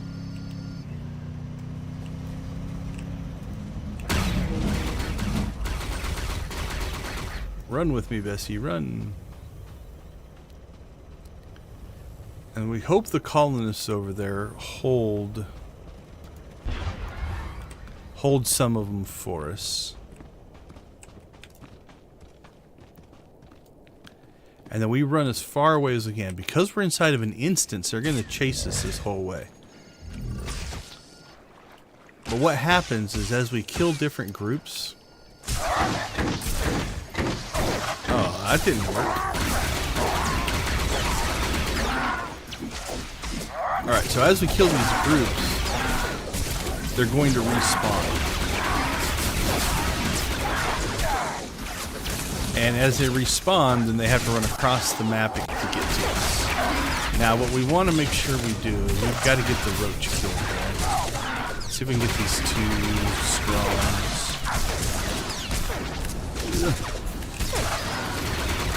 Just a lot of incoming damage. Okay, so we want him to get the roach because the roach has no respawn. He has no second wave. If we can get him killed, then this first attack will be doing okay. Then the other one we want to get is the other elite. So you can see the ones that are now showing up.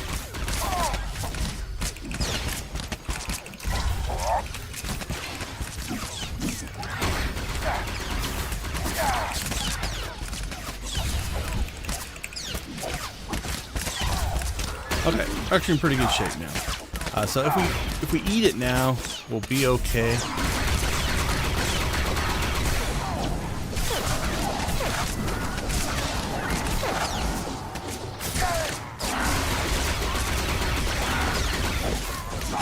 I'm out of cooldowns.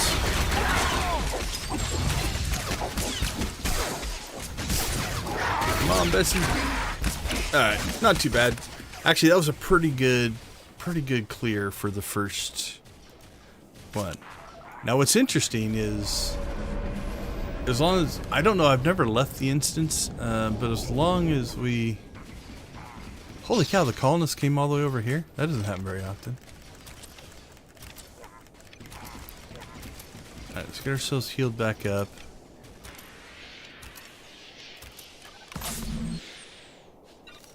Oh, there, the colonists finally ran back. Yeah, I've never seen a colonist come all the way over here.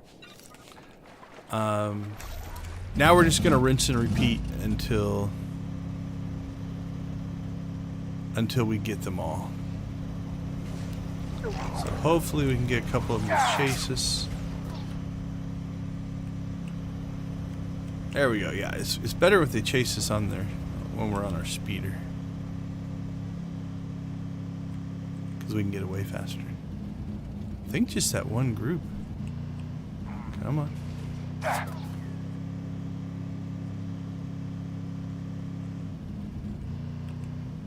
We might have to go back and lure some more over into our little trap here.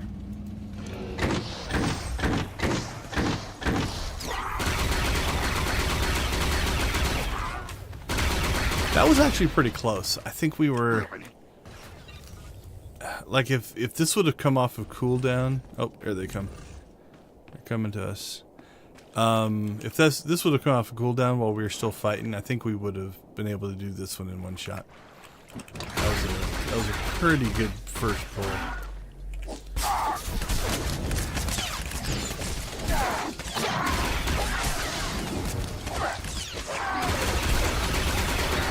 So I think we're gonna be okay.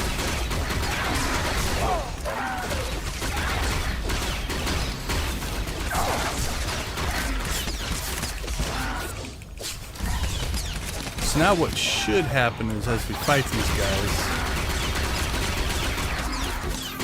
we'll just keep a steady stream of respawns heading our direction, right? We're going to see them kind of come across the map there. As long as we can kill these at a rate before the new ones get to us, we can pretty much keep control here. It's when you get that whole big group all at once, it's just so much incoming damage all at once. But now, you know, they're respawning and heading our direction. But in the time it takes them to run over here, we're actually wiping out. Horrible placement of my mortar volley. And in 30 seconds. Now, if we were really struggling, what we could have done is waited for our heroic moment to come off the cooldown. That would have given us a little bit more of a self-heal.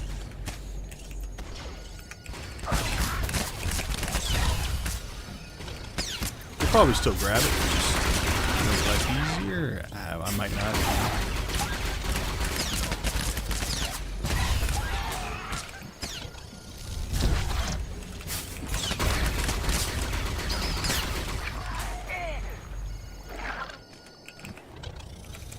So now you can see where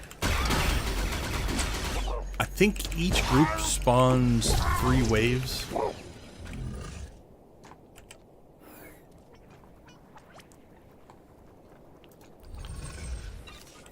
So we're gonna start heading their direction now, because we've knocked them down to the point of...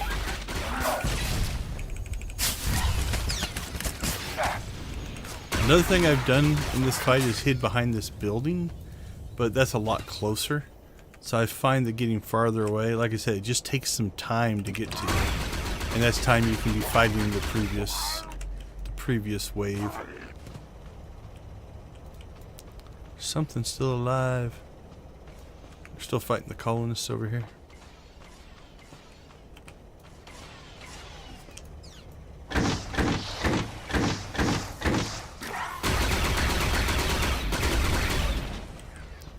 One death, not too bad. So there we go.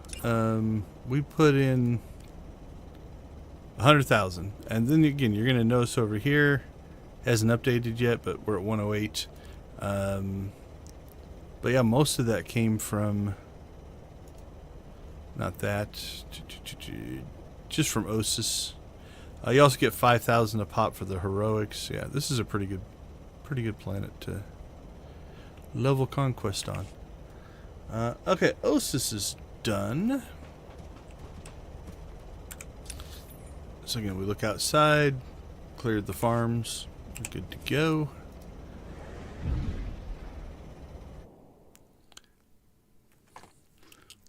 Let's do some purchasing here before we go over to Flashpoints, or at least look at something. So, I forgot to talk about this last week, but last week in the patch, one of the things that they did was actually a good thing. The light side, dark side tokens that they've added and brought back for rewards were per character in the original implementation, and so they left them that way. Everything was the same, but it is kind of annoying when you have a currency like that is spread across multiple characters. And let's say you want to buy something that costs 75 tokens, and you got 25 on one character, 40 on another character, 37 on a. It's like, well, you can't buy it because you can't combine those. So what they chose to do is actually they moved it over to a legacy currency. The downside of that is, and this probably affected a minority of players, but it did affect me. If you look, I now have 1,437 out of 100 light side tokens, and I have 122 out of 100 in dark side tokens. So what this means is, like right now, if I go do anything that gets me a light side or dark side token, I don't get it. I can't loot the currency. So we need to rectify this. So we're going to go up to fleet and see if there's anything that we want to buy with our light side tokens. If nothing else, I might get a bunch of speeders. Now, what you have to keep in mind is a lot of the rewards on the light side, dark side vendors, you have to be light side or dark side to use. So like I can't buy a dark side speeder and use it on Zax because he's light side unless I changed his alignment.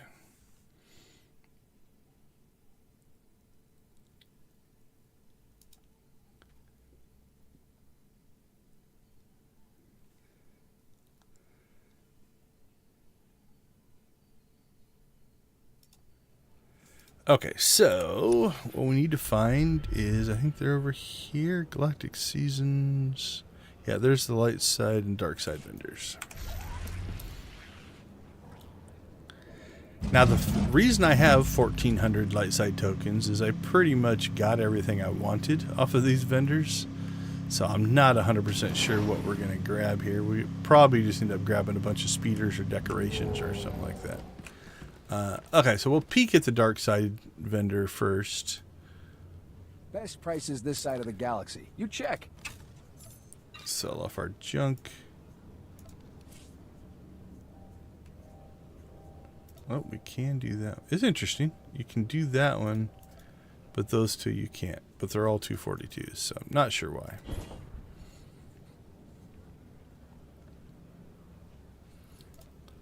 Now, when the original DVL event came out, you can tell that I was pulling for the light side because I have a whole lot more light side tokens. So here you notice you have to be dark 2 to use that. You have to be dark 5 to use the speeder. I'll have to check to see if I have that title.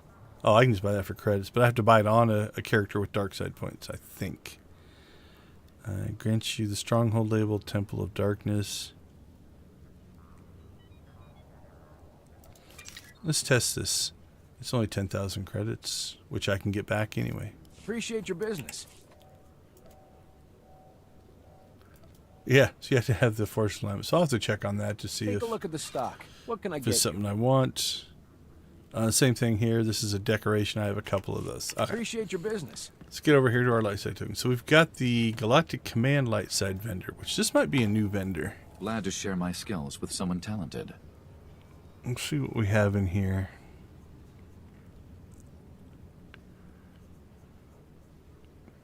I don't know if that's a new armor set. Those look the same. Because I think I have those on... Let's look here.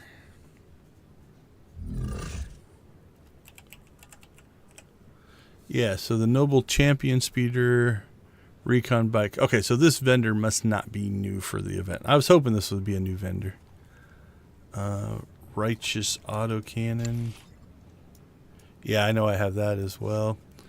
Like I said, I think I have basically everything on this vendor. Okay, let's see what's on this one. We can spar anytime. Nice to see customers. Can I get you anything? Yeah, like I have 2 of those. And again, that just costs money, so it doesn't even matter. Jedi Forge, I have 1 of those. Oh, it takes a universal prefab, so we need to spend our tokens, man. Jedi Academy.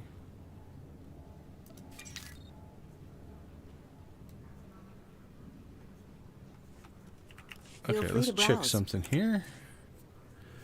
Do we have...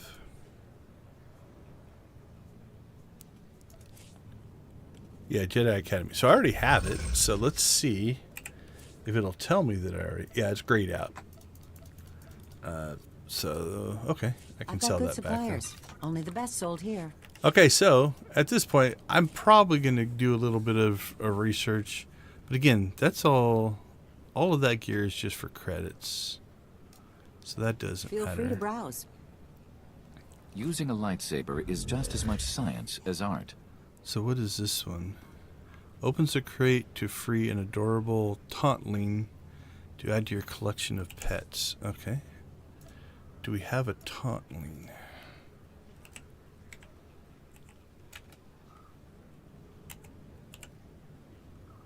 I do have a tauntling. So I have that. I'm sure I have that.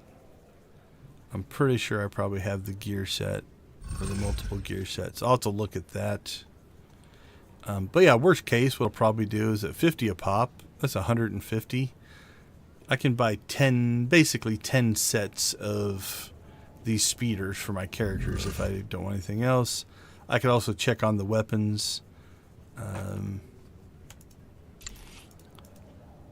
Yeah, I know Palan has that armor set, so that's what I need to do. But yeah, I just want to make sure that was called out, that they did combine this.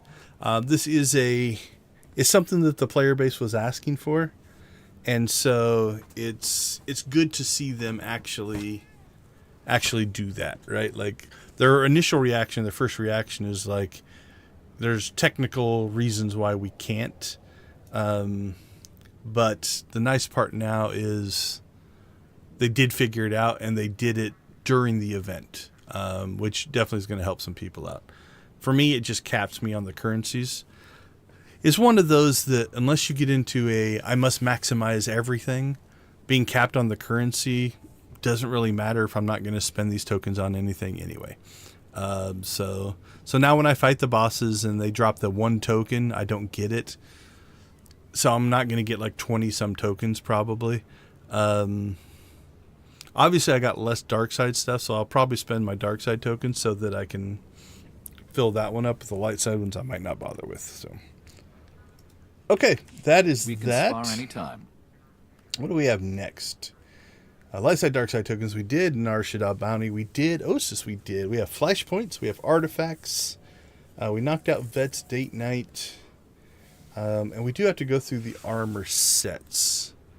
Where are we at? Yeah, we're right at halfway. The armor sets wouldn't be bad to do. So let's go back to our stronghold. We've done this a little bit before. I should have stayed on fleet. We'll pop back over there. So there are 3 armor set vendors on fleet. There's the Conquest vendor, the Flashpoint vendor, and the Operations vendor. And you get different currencies that you can buy that armor. And then you can also upgrade the armor that way as well. So most of my characters just wear the Conquest armor. And it is green. So it'll go all the way up to 340. Starts at I think 326 now. We'll check. It used to be 322, but I think they've upped that. Let's see, where do we need to go? Actually, cool. We just need to go across the way. All right. I'm going to dismiss Bessie just so she doesn't get in the way of other people. I try not to block vendors with other people. Okay, so here we have our conquest vendor. Nice with to see this, customers. once you hit level Can I get 80, you anything?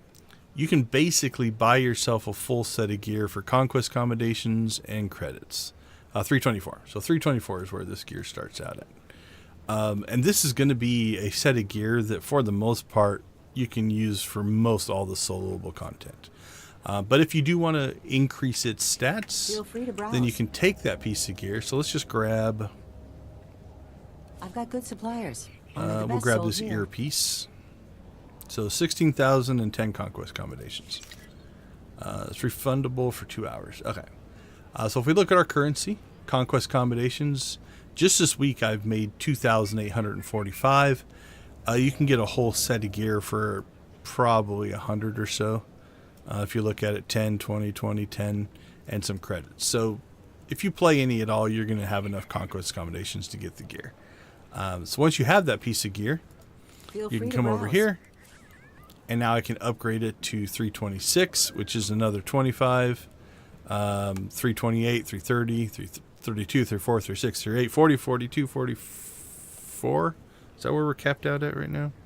I think it's 340.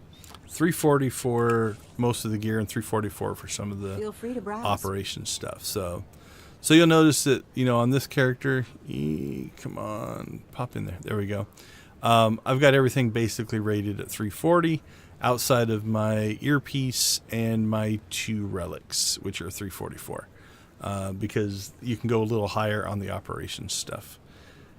So again, and this is a slottable set of gear because with Zax, I actually min-maxed his stats, but you can, most all my characters run that green set. Okay, so that's the base core set of gear you can get. And conquest combinations, Nice to see customers. Can I get you you anything? get tons of those. Not a problem. Okay, Feel free to browse. second set then is over here. You have the Flashpoint gear vendor. So this is a blue gear. System I've got works good exactly suppliers. the same way. Only the best sold here. Well, there is a green set. But here we have our blue set. So let's do, you'll notice it takes Flashpoint combinations. So if you look down here, Flashpoint stabilizers, we have 109. So let's do maybe a little experiment here. Nope. So there's this elite set here, which I think, trying to think, are these statted the same way? We'll grab a helmet. And again, this should be refundable. Yeah. Feel free to browse. And they'll come over here and grab this helmet. I've got good suppliers. Only the best sold here. I think they're statted the same way. There's no difference. It's just a slightly different shell. Feel free to browse. Okay, so if we look here, we've got 980 mastery, 1511 endurance, 523 power, and 495 alacrity. So stats are the same. If we look at that helmet versus this helmet, let's strip down naked. Try that again. That helmet versus that. So I don't know if that's taking on the dye of my armor or not, but you can see that even the model's a little bit different, right? So it's an alternate set of gear, same stats. Nice to see All right, customers. we'll go Can I ahead and get sew you those anything? back, get our Feel free stabilizers to back. browse. Okay, so but in here, what we probably want to get would be Nice to see customers. Can I get you the anything? blue set. So again, now we have a completely blue set of gear, and it looks similar. Again, slightly different. But these actually stat differently. So let's do the same thing. We're going to grab ourselves an earpiece. Feel free to So it browse. takes Flashpoint stabilizers. We'll come back here and grab a earpiece off of this I've got good suppliers. vendor. Only the best sold here. Okay, so now if we look at our stats, this one's 990 mastery. That's 980.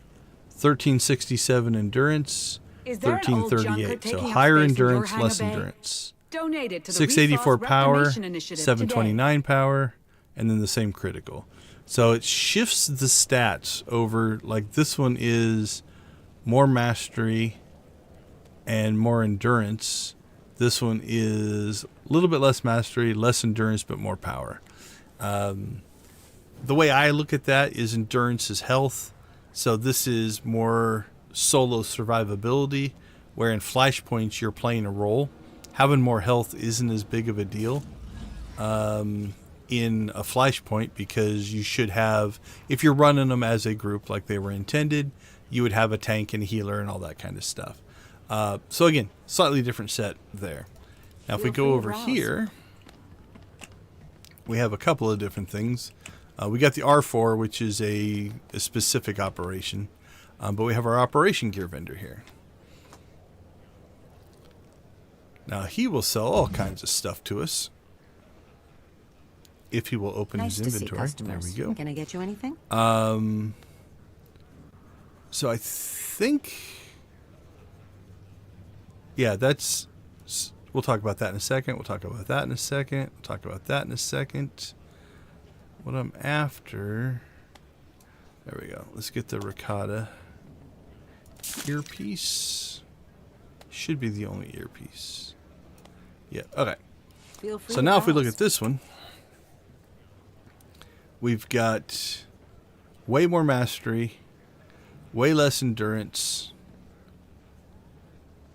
less power, or more power, and then again the critical or alacrity, whatever. It's, I just bought the wrong one, is the same. So if we put these in order, it's basically most endurance to least endurance, right? So you notice endurance goes down, mastery goes down a little bit here, but way up there. Power goes 684 to 729 to 793, and then that bottom stat's always going to be the same, whether it's crit, alacrity. What else can you put in there? Critical, accuracy, alacrity, and things like that. So that's the differences between the gear. So theoretically, a full set of these purples, suppliers. Only the best sold here. up to 344s is going to be your best gear.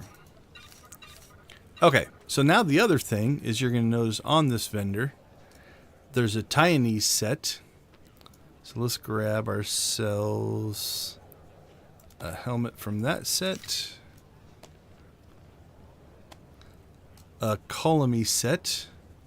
So I'll grab the helmet from that set. And a Ricotta set. We'll grab the helmet from that set. Now again, these are all coming in at the base level, are 324, 324, and 324. So you're going to notice none of them are as good as the gear I'm wearing because it's 340. But what we're looking at again is the same thing. 980 mastery, 1000 mastery, that mastery is the same. 1500 endurance, 1300 endurance, 1200 endurance, 523 power, 684 power, 793 power. So it's more health, more attack is kind of the scale that we're going across here, right? The other thing about these is, this may or may not work given the gear I'm wearing, is they have a slightly different look to them. So that is our Taiwanese set. That is our Colomized set. I don't know that there was a difference between those. Nope.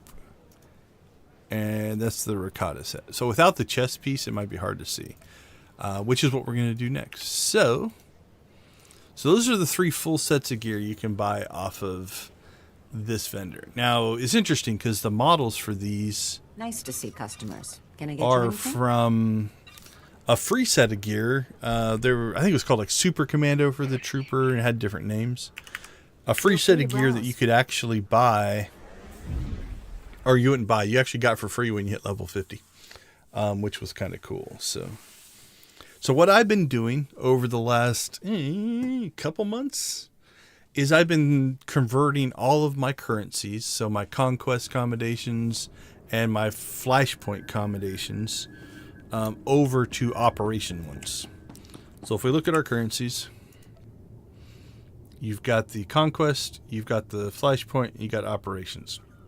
You would get these running operations as well, but on the vendors you can turn in 2,000 conquest and get 175 operations. And you can turn in 500 flashpoints and get 175 operations. So I've just been converting that currency over. And what I have done is collected every set of armor in all 3 categories. So if we look in here, we've got 4 tabs full of armor.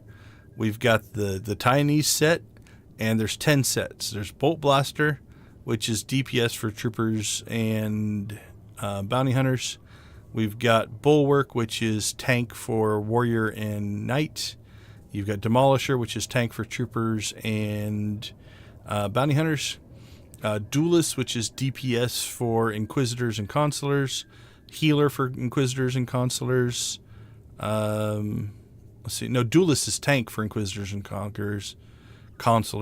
Healers for inquisitors and consulars, and DPS for inquisitors and consulars. This is healer for trooper and bounty hunter. This is healer for agent and smuggler. This is DPS for knight and warrior, and this is DPS for smuggler and agent. So those are the different sets, the 10 different sets that exist. So that's the Taiwanese version, that's the Kolomai version, and that's the Ricotta version. So I've got them all. Now, really, if you're just doing this for the shells, for the look of this, some of these you don't have to get because they're identical. They're actually, the shell is the same. The stats are different. Like if you look here, this one's going to have accuracy. This one doesn't have accuracy. Because it's made to be DPS versus healing and stuff like that. The other thing I've done is there's 22 total weapons for each set. So 22 greens, 22 blues, and 22 purples. So the other thing about this gear that's really kind of cool is it changes based off Republic versus Imperial side. So what these gear shells look like on a Republic character are different than what they look like on a Republic versus Imperial. Okay, so the last thing I want to do is we're going to do this real quick. I'm not going to gear any of these up. We're just going to use the preview window to do this. Let me change over because I think... Let's try this out. I added a new feature to my OBS, and we'll see if this works. Where is it? Zoom. That's a little too much. Let's try this one. That's not too bad. All right, we'll lock that in. Okay, so this is the green set, which is the trooper set. Now, if we look at the... Yeah, it's a cool... it's a script for OBS, actually, if you want to run it. Just look up Zoom. And then I wrote a second script and changed it so I can run a 2 times or a 5 times Zoom on that. Okay, so that's our green set. Now, if we preview our blue set here, you're going to see that it's mostly the same shell, but with different colorings, right? And really, this is going to come from the chest piece. You can see that chest is green, that chest is orange, and then this chest is a dark color. Now, it is the same stuff, although they blend that in together. But that's the trooper set. So then if we go over to the tanky Jedi set, I love these shoulder pads. Those are kind of cool. And again, you'll see that we get a color change. And I think this one even has a pattern change. So if we look back here, yeah, so you're going to see this pattern on the back is different than that pattern. So some slight patterning there, and I think on the front as well. So depending on the set of gear that you're doing, there'll be more or less differences in it. And then our third set is, actually that looks similar to the first set. Yep, similar pattern, different colors. But this is our ricotta set for the night. And then next we have, let's get his head back on there. There we go. This is the tank set for troopers and bounty hunters. You're going to see it's similar to our DPS set. But again, different patterns and stuff like that. And then we go up to the columnized set. I like that one. I like the coloring in that one. And on to our ricotta set.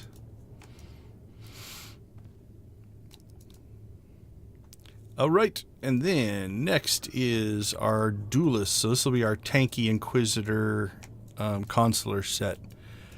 Hat doesn't look very comfortable at all. Again, we'll pay attention to the patterns because there's always color changes, but we'll see if the patterns on the chest piece change any. So that I think is the same pattern. Yeah, same pattern. Much more, I call it regal, almost like a dress uniform type of thing, right? With the gold there. Don't think the leg pattern changed any at all. No, that looks to be pretty much the same. Yep. And then our ricotta set.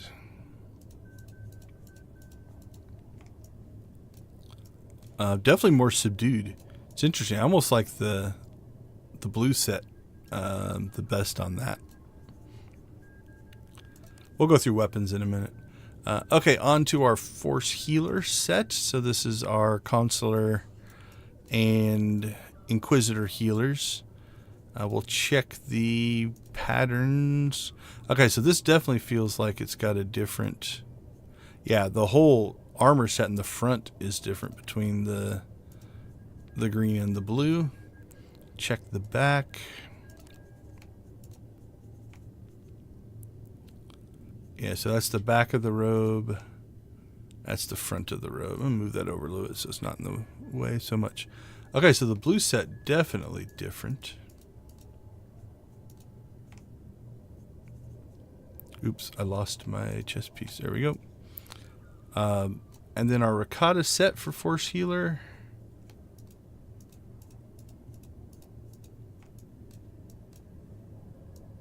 Is that going back to the same as the green? I think it's slightly different. Yeah, this little section is different.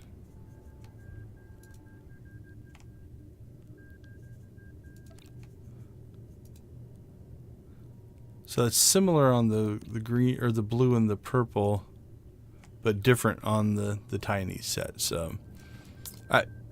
Now, unfortunately, I think this is going to be identical. So that's our Force Lord set compared to our Force Healer set, right? No differences there. And that's probably going to propagate through all of these. I would guess this is going to be, yep, that's the same. And that looks to be the same as well. So your Force Healer or Force Lord, whether DPS or heals, you get basically the same shell. Different stats. Like I said, it's worth buying the one you need because it is going to be a part of, you know, your success there. Okay, I believe this one works the same way. This is going to be our combat medic set. And again, now if I put on the DPS set, you're going to see click, click, click, click, click, click, click. Nothing changed, right? So again, shell's the same, stats are different because that's a healer set, and that's going to be true for the blue set. So, you know, that's the orange version, and our ricotta purple set, which is kind of the black and gray version. All right, next we have the Mender set. So this is Agent and Smuggler healing. This one does change over. Like if the helmet, that's the DPS version. Mostly the same, but you'll see the face mask is different. And the chest piece is actually different. So these two are different. Oops, sorry. There we go. That's the green set. Okay, let's jump up to the blue set. Hold on. Let's make sure we have the full green set on first. Yep. Green. All right, I'm just going to shut that down. Make sure I get these all set correctly. Okay.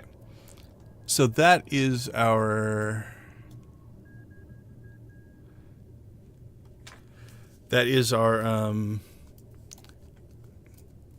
yeah, it was just zoomed in too far.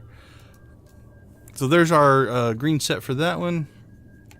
And then here is the blue set. So I'm thinking the biggest difference there is probably the chest piece. Yeah, and that's just a coloring change. The gear itself is same model. And this will be the Rakata set. Seems to be a theme of the purple sets are much more grayscale and not near as colorful as the other sets.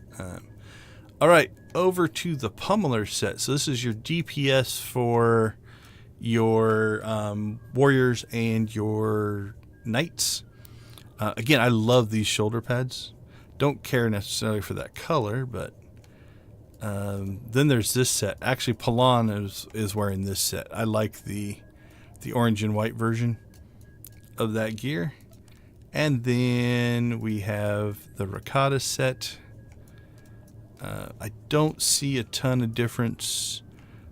You know, the colorings are different, but I don't think the pattern is any different. Now, it will sometimes look different. Like in here, like around the waist section here, you'll notice that this almost looks like it has a different look to it, but I think it's just because of the coloring. I don't think it's actually a different model. I think it's just a texturing change. Same thing there, right? They've just textured it differently so that it just looks... This looks like more like one big solid piece, but I think that's all texturing work. So. All right, our last set. This is our Agent and Smuggler DPS set. So that's not too bad. Then we get an update. So again, this looks to be color difference. Let's double check. Yeah, I think it's the same model, just a different color for our Column blue set, and same thing here, different color, same model for that set. All right, so that's all of the gear sets for Republic side. Now we're going to do the same thing over on the Imp side here in a second, but the last thing we want to look at are weapons. So here is the cannon for the Taiwanese. There's the cannon for the Columbi. So those are different. Right? It's a whole different model there. Let's put our gear back on. That's a little weird.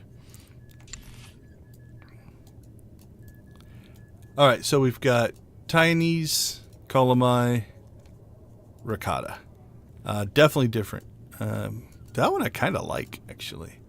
Then we've also got a blaster rifle for all of those. So there's the Taiwanese, the Columbi, and the Rakata. Completely different models there. We've got blaster pistols, which would be used for your bounty hunters. So there's the Taiwanese. I like that model. I've seen that model on other guns. That one's kind of cool. And the Rakata. Don't care as much for the Rakata gun, but that's okay. All right, so that's all the bolt blastery ones. Bulwark lightsaber. Let's see if I can. Nope, can't dual wield it. It's decent looking hilt. There's the Kolomai. I've seen that model before. And the Ricotta. It's kind of hard to see behind their hands. Sometimes it'll let you dual wield them, but it's not. Alright, we have our... This is our Demolisher pistol. These are the same models. So while these are the tanky versions, they're the same models as the DPS. So no change there. And these are feeling the same as well. That's the Taiwanese, the Kolomai, and the Ricotta. So while they are tanky versions of Trooper Bounty Hunter, they're the same models as the DPS, which is fine. All right, we got our tank saber staff. So this is for your the Consulars and Inquisitors. This is the Kolomai version, and that is the Ricotta version. I kind of like the Ricotta one. Then we've got Force Healer. These look to be the same as well. So these are the same as the Bulwark ones, it looks like. Yep, those are the same models. So the single lightsabers seem to be the same. So we might be able to see them better in the Pummeler set. Force Healers. Okay, so yeah, Force Healers are the same as the Bulwarks. All right, Force Lord. Getting into Saber Staffs. These are going to most likely be the same as the Duelists, I would say. Force Lord Saber Staff. And then there's the Force Lord. Yep. So far, what I'm seeing is the lightsabers have been consistently the same. So healers, DPS, and tank have all been the same. Assault cannons, this is probably going to be the same as well. There's that one, and that one. Yep. So I'm going to say MedTech pistols. We're going to have the same thing here. Yep, no differences and no differences. Okay, so assault cannons are the same as the bolt blasters.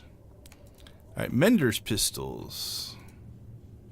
Can't dual wield these. That's the Taiwanese. So the agent. So all the pistols appear to be the same because these would be for agent smuggler. The others were just for the bounty hunter. But again, they're using the same models there. This is the rifle. So this would be the same. Yep, these are the same as the other trooper rifles. Do I have anything else in here? Pistol, rifle, pistol, rifle, pistol, rifle. Nope. Okay, these will help us see because there's an offhand version of these. So at least now we can see the hilt a little bit better. So that's the Taiwanese hilt. Again, the top's the same and the bottom's the same, so I don't think there's any difference. That is the Kolomai hilt. And this is the Pummeler's hilt. The Ricotta Pummeler's hilt. I kind of do like that one. That's not a bad looking hilt. Okay, last set we have our Targeter's pistols. These are the DPS for the Smuggler Agent. Again, same model, same model, same model. So no changes there. Targeter's Blaster. That's the same as the Trooper version. Same as the Trooper version and same as the Trooper version. We do have a sniper rifle here though because the agent does have a sniper rifle. So this will be a new model. That's got some length to it. Let's see. Yeah, this is a tall character. That almost reaches the ground. All right, giant sniper rifle. Where's the next sniper rifle? There it is. There is the Kolomai sniper rifle and Targeter's Blaster. There's the... Oh, I'm digging that one.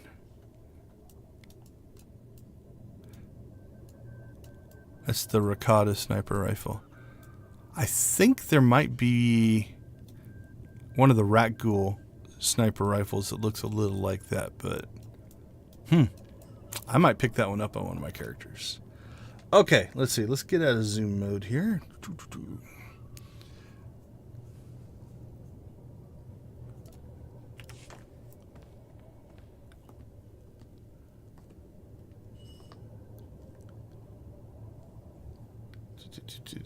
Is that coming back? Okay, yeah, that feels right. No, it didn't come all the way back. All right, let's try this. Get back. All right, I'm going to have to check that. My zoom's a little off, but you're only missing some of the toolbars at the top, so it won't matter. Okay, so like I said before, one of the things, we'll check this on the weapons first here to see if there is any difference in the weapons from light side to dark side. So we'll grab Manto here.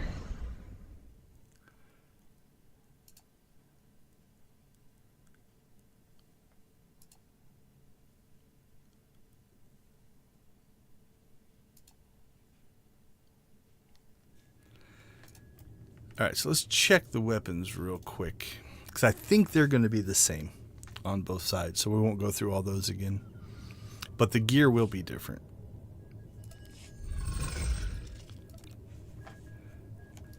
Okay, so if we check, so yeah, this is the same. That's the same. That's the same. Yeah, so weapons no different from light side to, not light side to dark side, but from Republic to Imperial. The weapon sets are exactly the same. So we're not going to bother to go through all those again. We've already seen this. But here's where things get a little bit crazy. So you remember what that, the set that was the Trooper set looked like. This is that exact same set on the Bounty Hunter side.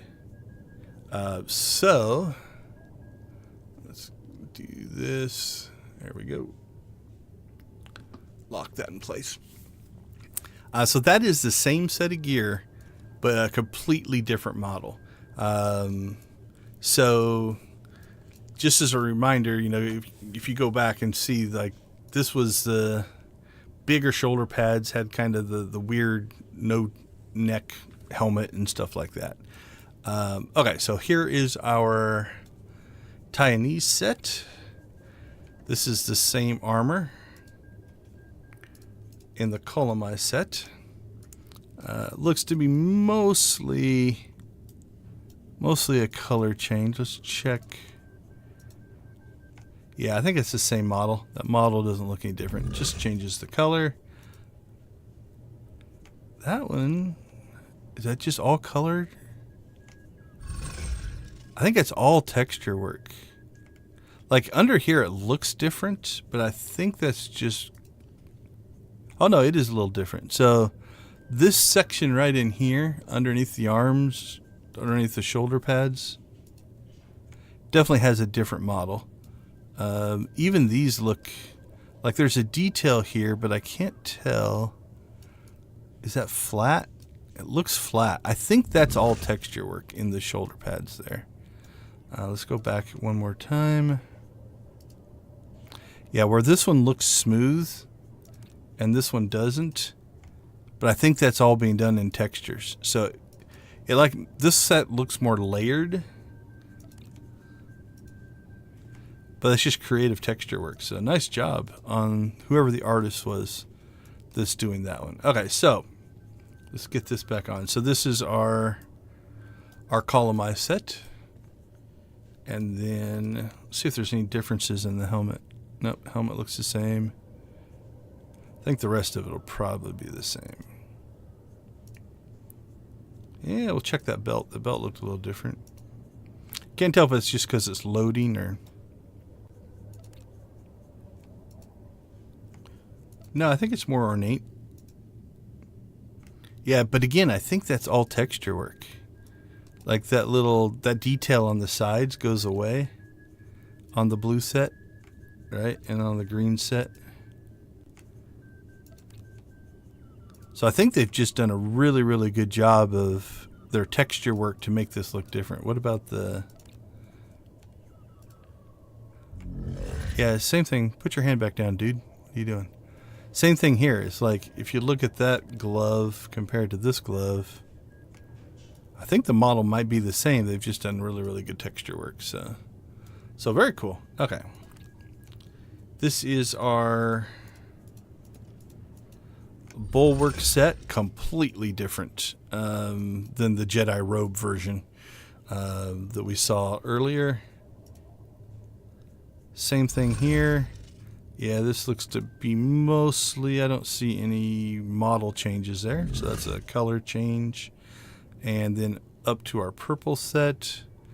Looks to be the same kind of pattern so far, in that the Rakata set tends to be more monochrome than the... It's interesting because like the tiny set seems to be a base set.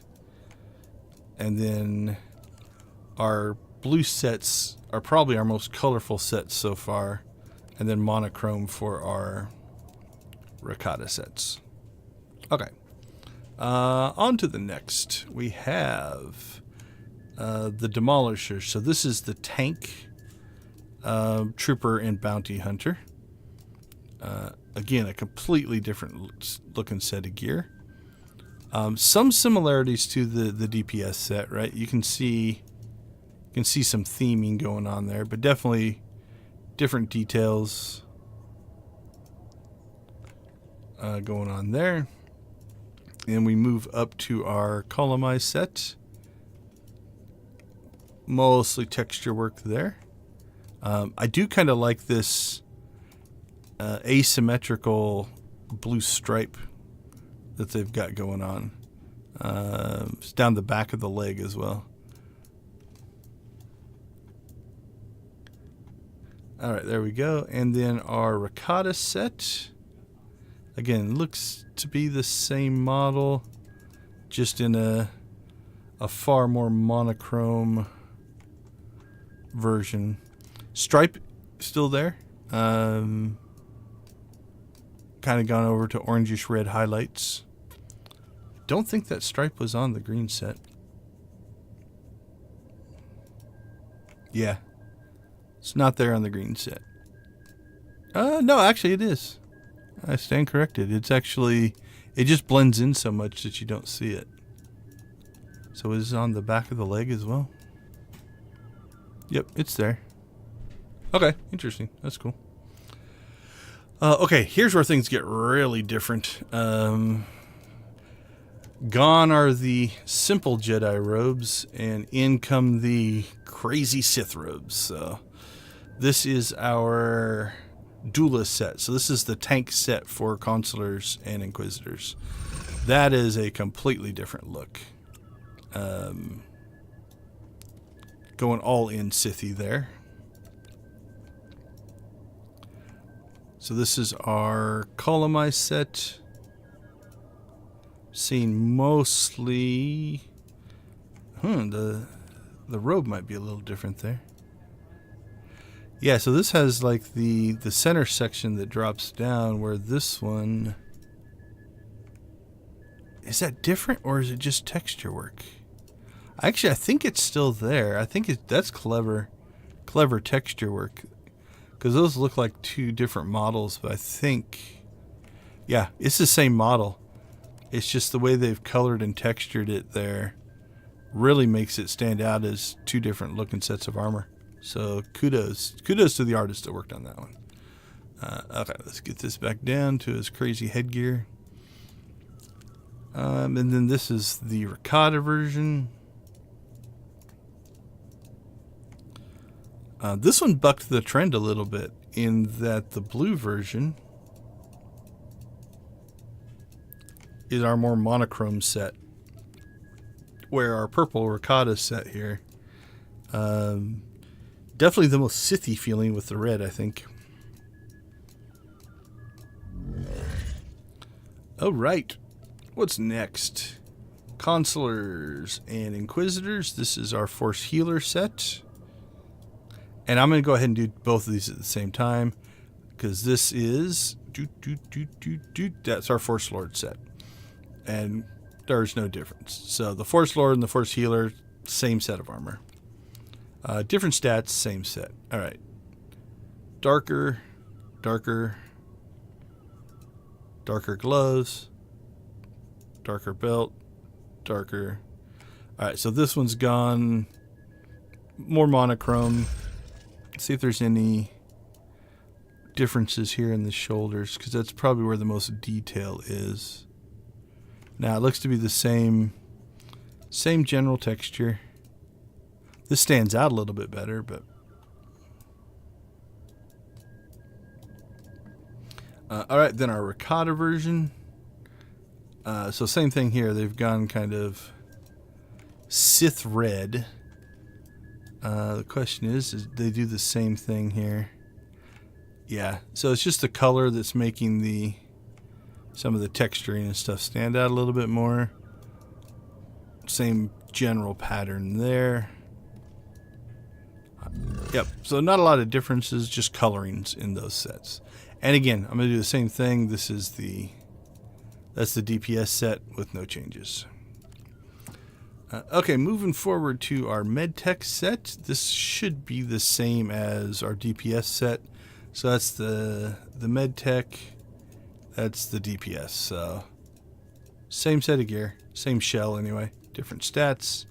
So we'll get through these pretty quick because we've already seen them. So there is the Columni set. Let's check something real quick. Nope. I didn't remember these little rings in the back, but they appear to be the same. And our Ricotta set. There we go. So again, same set of gear. Like that one. Although on this set, I really kind of do like the simplicity of this set. Okay, next we have our Mender set. So this is your Smuggler and your Agent healing set. So if you remember, the one on the Smuggler had almost like the more cowboy style hat and stuff. So big differences there. So there's our Taiwanese version. This will be our Columni version. Again, I'm seeing mostly looks to be texture work. But again, some clever texture work here. Like if you look at this kind of loincloth hanging down here, you know, between the two sets, it's the same cloth, but textured so differently that it looks pretty different. And this will be our Ricotta set. Pretty much the same. I think it's just some coloring changes as well. So good texture work. I'm going to skip the Pummeler set and we'll go and compare this to the DPS set. So this is the healer set. This is the DPS set. So the first big difference we're seeing is in the chest piece, right? The chest piece between this set and this set, you've got kind of a hood down, hood up thing going on here, right? So the healer has the hood up, DPS has the hood down. I think the arm pieces look the same. The rest of it looks pretty similar, but so that is your Taiwanese version. Same thing. I think we're going to get a color change here for the Columni version, and a color change there as well. Now, obviously, you can dye all of these armors as well and change their colors. So what you would run into there would be mostly like what dyes what color. So like just looking at this little section right here, right? As I switch over, you know, like which are the stripes going to be dyed to a different color or something like that. And then obviously in some of the armors where the patterning was completely different, you'll get a different look and feel as well. Okay, our last set is our Pummeler set, which is similar to our duelist or our bulwark set. Different helmet. Chest pieces similar. Different gloves. Different belt. Slightly different legs. Slightly different boots. So you can definitely see, this is different. The helmet's different. But it's got some similarities to it, but some slight differences. All right, moving on to the Columni version. Looks just to be a recolored set of armor. And our Ricotta. Oops, sorry, got his head cut off again.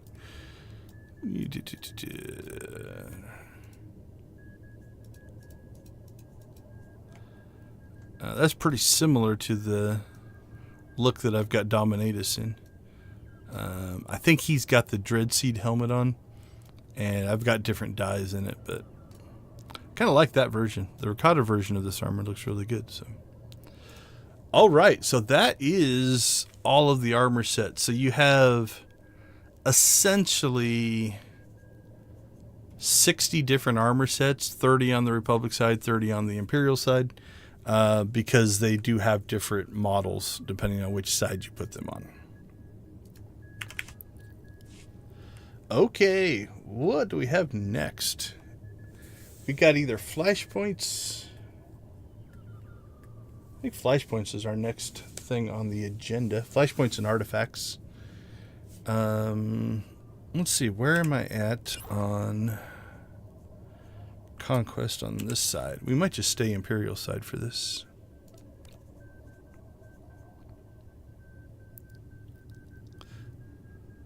Yeah, I haven't made Conquest on either of my bounty hunters, so can we run Aethys and Hammer Station? Those should be both sides, right? No, Hammer Station I think is in Republic only. Yeah, actually I think those are Republic only Flashpoints. Hold on. Let's check. There we go. Or are they different over here maybe? Battle of Rishi, Hammer Station, Aethys, and Nathema Conspiracy. So Battle of Rishi and Nathema Conspiracy should be good for both sides, but Aethys and Hammer Station I don't think are Imperial. This seems to be favoring the Republic side a little bit. Yep, alright, let's go pub side.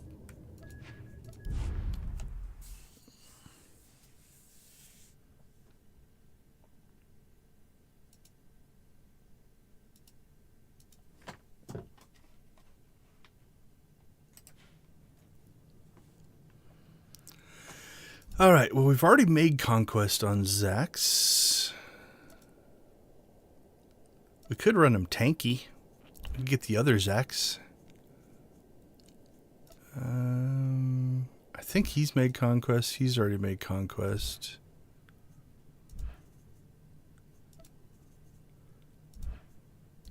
I don't feel to be squishy. Yeah, let's use Zax. He's set up as a tank, so we can tank DPS most of this. Alright, let's get the zoom fix. There we go.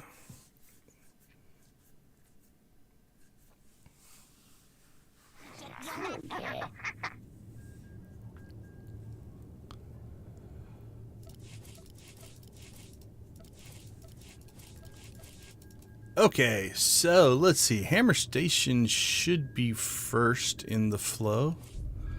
So let's make sure I haven't made Conquest on this guy. Nope. So let's go get us some Hammer Station action. We used to grind Hammer Station. Oh, can I not get into it this way?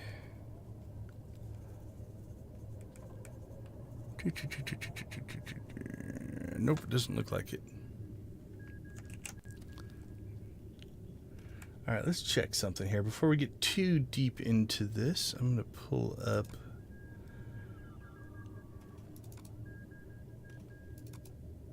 let's see, Games, Old Republic. Where's the 7.5 story flowchart?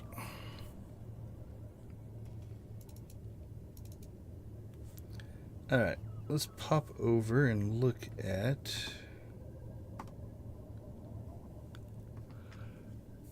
Look at this real quick.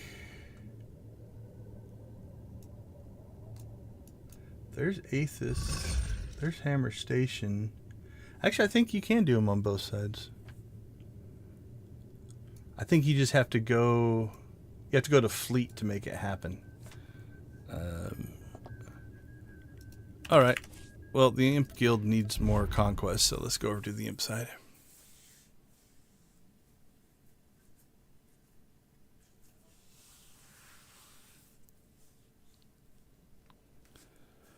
I think we'll do it on Manta DM. So you can see I actually have the tiny set on him because I like that set.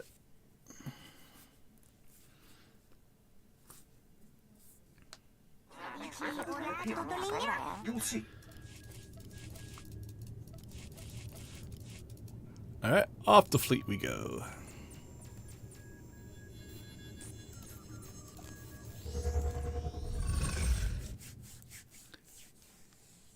Trying to remember if I've ever run Hammer Station on an Imperial character. Anyway, we used to grind Hammer Station for renown. Like I think even the hardest version you can 2-man it pretty easily.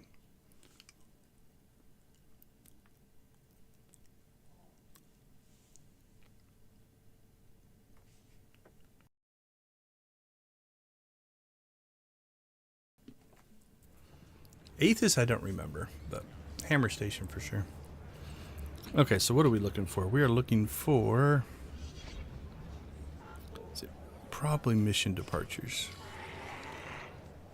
Yep, I think that's where we need to be.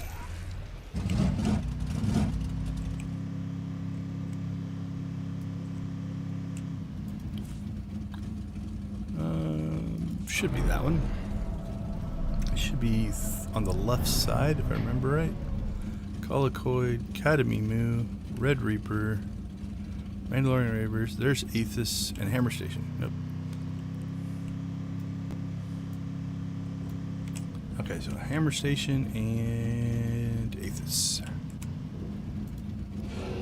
This is Viking Space Dock, receiving on secure channel. Good. You are few, but you must suffice. Hammer Station was an armored fortress built by the Republic during the war. Its primary weapon was a gravity cannon designed to propel asteroids into planets. The Republic Senate decommissioned it before it saw battle, fearing it would cause indiscriminate damage. But now the battle station has reappeared.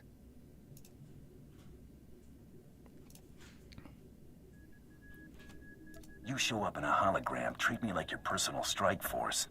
I need to know who you are. I am Darth Malgus. I fought in the Battle of Korriban. I turned the Jedi Temple on Coruscant to rubble. I will tell you what you need.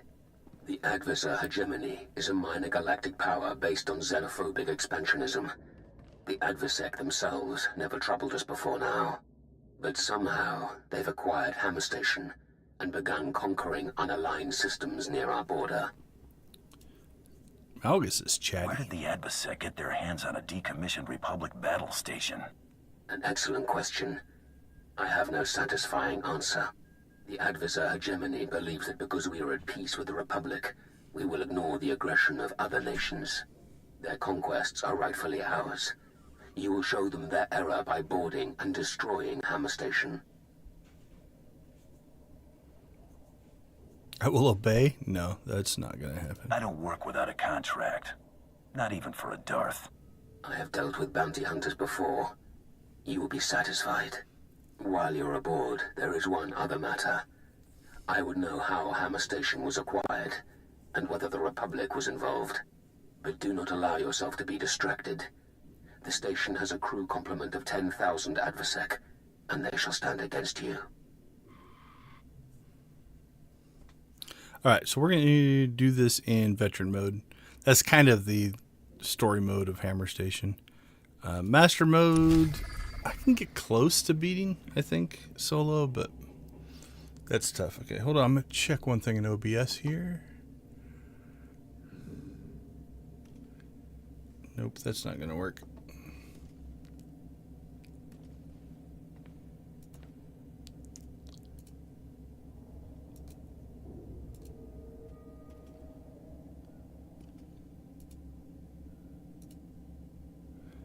Yeah, I think what that zoom, I'm gonna have to check on it. Nah, the bottom looks right. Yeah, the zoom utility didn't go all the way back out to full zoom, so basically there's just a little bit at the top that's missing on the stream, which is a little weird, but I'll troubleshoot that later.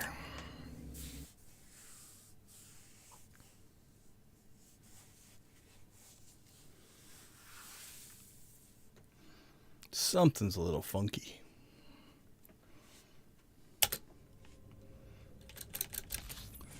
All right, let's rock and roll. I like that it warns me that we should be in a full group.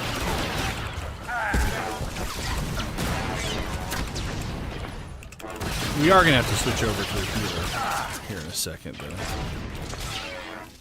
Some of these pulls are gonna be a little bit more than we're going to do solo without a healer. Intruders detected. Hammer station security online. All right. Lockdown in progress. I'm going to try to make this easy on ourselves, so we're going to take that guy. And we're going to stun him. Crap. Okay, I think I got away with it. I didn't mean to pull this group. Pulling both those groups at the same time might have been a little bit rough. We'll be okay though. We pulled the one. Usually I try to skip this group. I just got a little bit too far out there.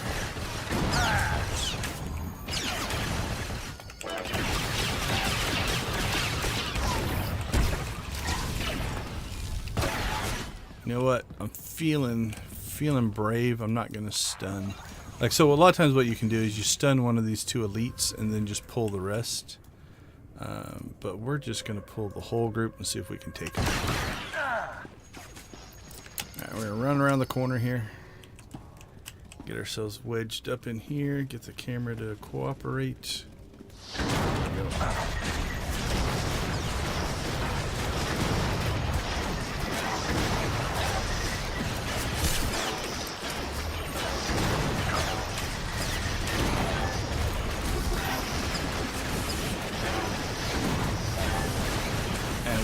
Burn them down as well.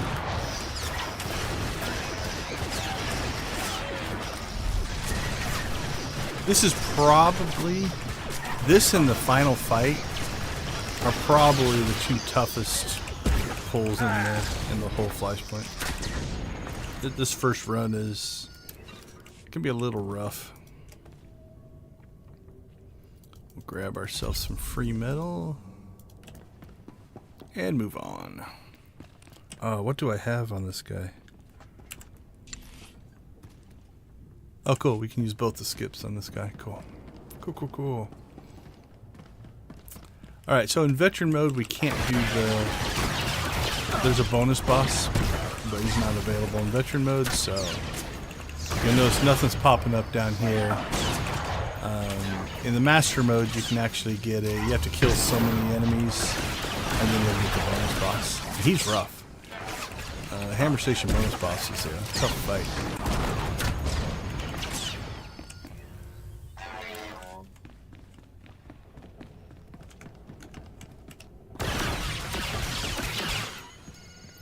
So these fights, I could probably switch my companion back to DPS mode, but we're about to hit the first boss. So. Okay, so the true path is up here, and there's like one or two spawns. Like spawn there, some guys there, maybe some guys there. I can't remember. But if you have scavenging, you can activate this drill. And it gives us a nice little shortcut with no enemies. Now, if you're doing the solo, one of the things you have to watch out for is sometimes your companions won't play nice. They'll get stuck or hung up You know, so as I come down in here, you're going to see my companion is lost. Now, two things you can do here. If you get far enough away, they'll teleport to you. If you have rocket boost, if you go into rocket boost mode, they'll respawn next to you. That's what I normally do. Alright, we're going to have our companion attack first. That way we can get separation. Targeting systems locked. And now this is, in this mode especially, this is mostly a tank and spank. This is the mechanic you want to watch out for. This, gone away. We'll catch it the next time, whatever it's called. But you get too many stacks of that. If your healer doesn't cleanse that off of you, it starts to do a ton of damage. Targeting systems locked. Targeting laser. So our NPC healing companion does a pretty good job of keeping that cleansed off of us. So we should be fine. Here's your second mechanic. These guys run around. Eventually they're going to turn red and blow up. So mostly just stay away from them and you'll be fine. That's mostly it for this boss. Now again, keep in mind we are playing the easier mode of it, so the fights won't look as hard as they actually can be, especially if you're playing on the master mode. Targeting systems locked. And now we'll just grind him down.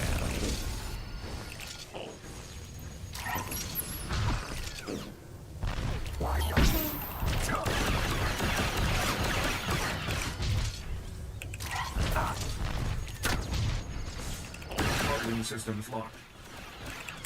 3, 2, 1. Boom. Alright.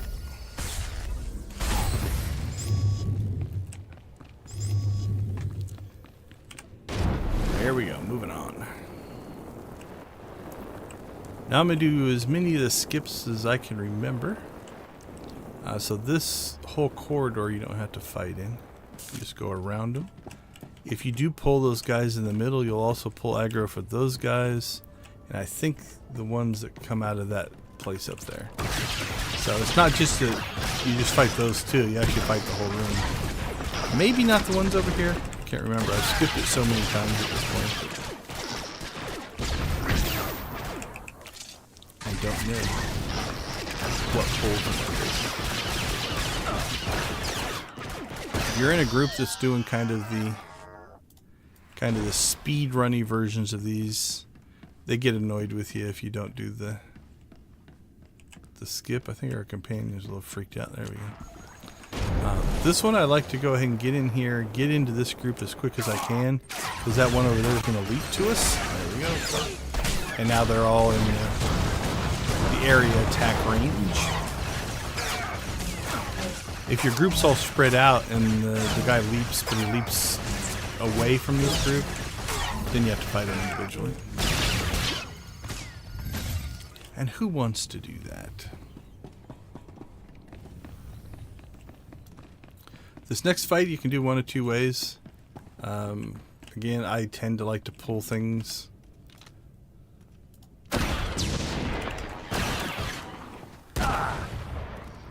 Probably shouldn't have done this, the explodey thing.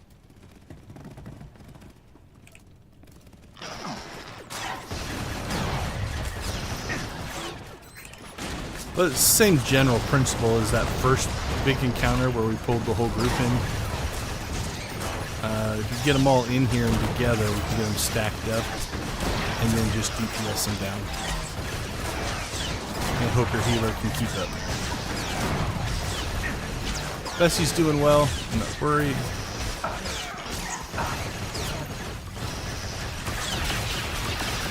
The only thing you have to be careful of is watch your resource. Area attacks use up resources faster. But as long as you keep that under control, it's not too bad. Alright, our second skip is right here. So again, we could go and fight those guys. Then you work your way up this way and across the bridge, I believe. And there's a bunch of spawns there. But if you have slicing, you can slice this elevator terminal and just skip all that and pop up together. There's one fight you have to take here, and obviously either one you get there. So.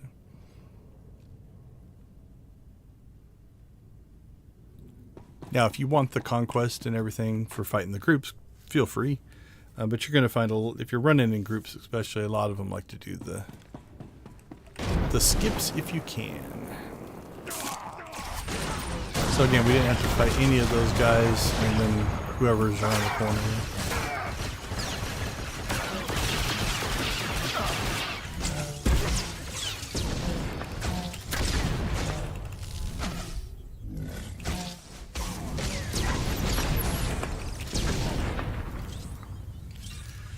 Alrighty. You want to use the environment to your advantage. Get the oil flowing there. And get these guys to come down to us. Then we'll light the oil on fire. So those cyan blue numbers coming up are the area attack. Or the fire damage that they took. Which was a significant amount. Whether it's the electrical ones, the exploding ones, or these pipe ones, they can actually do quite a bit of damage. Alright, we're not going to bother with any of these guys, but down here is where the bonus boss, you would fight him. So you turn him on with that terminal, and then fight him down there. Those two right there, we can skip. We're not going to bother with them, so we're just going to pop up here. Here's our next boss fight. This is Battlelord Prasan to the intruders. Make sure Bessie can get into the room. She can. We want to kill Torch first. I'm going to go ahead and pull aggro on everything so that my healer's not taking it. And then we'll take out Torch. Usually why two groups take out Torch first is that area of flamethrower. Pretty nasty. I believe in the master mode there's a shield that bounces between them. So you also have to kind of reprioritize a little bit. Don't fight the shielded one, fight the one that's not shielded. Veteran mode, I don't think that exists.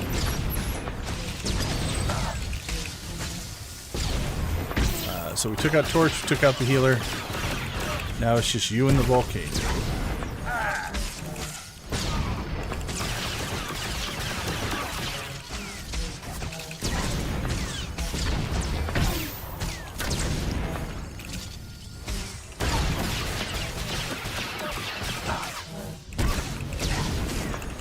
And this is just, again, now we're definitely in kind of tank and spank mode.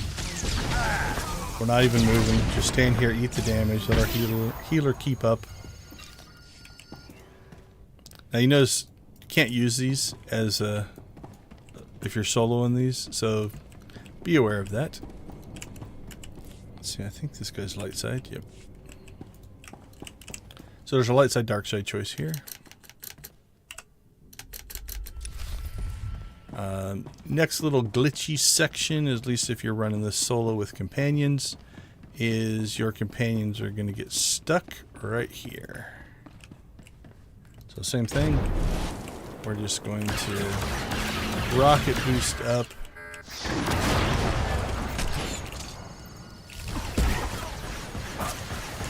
Make sure that our companion makes it. Now, she's a ranged healer, so she could probably heal us from back there, but better safe than sorry.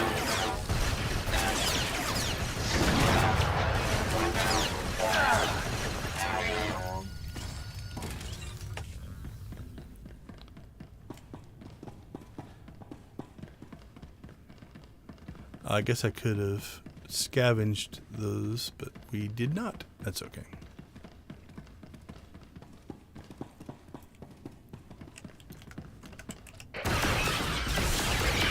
Alright, if you're quick enough here,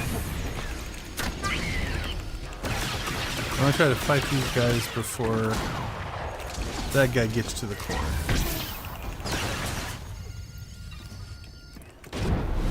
He'll walk into like about right here.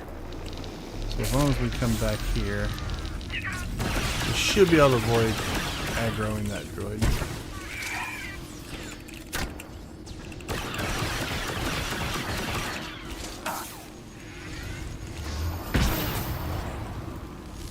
So we should stop and turn around.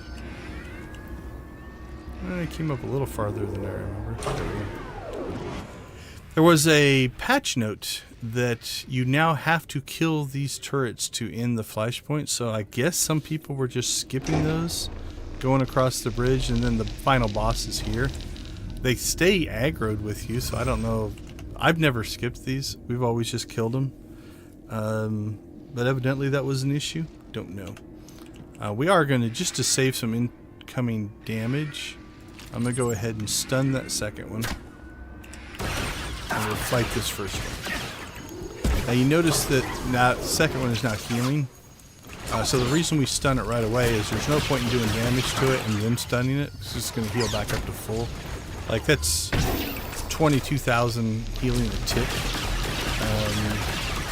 It's going to heal itself back up to full almost instantly. But that stun for me is a 60-second stun with a 40-second loop. So I can keep one thing essentially stunned indefinitely, as long as nobody does damage to it or breaks it out. Now it's not that it's a mix either way. Like, arguably I could take the damage from both of these guns. The healer would keep up. So it's not even that. Part of me almost thinks I do it just so I take less incoming damage, which means less cost for repairs, but I don't even know how much difference that would make.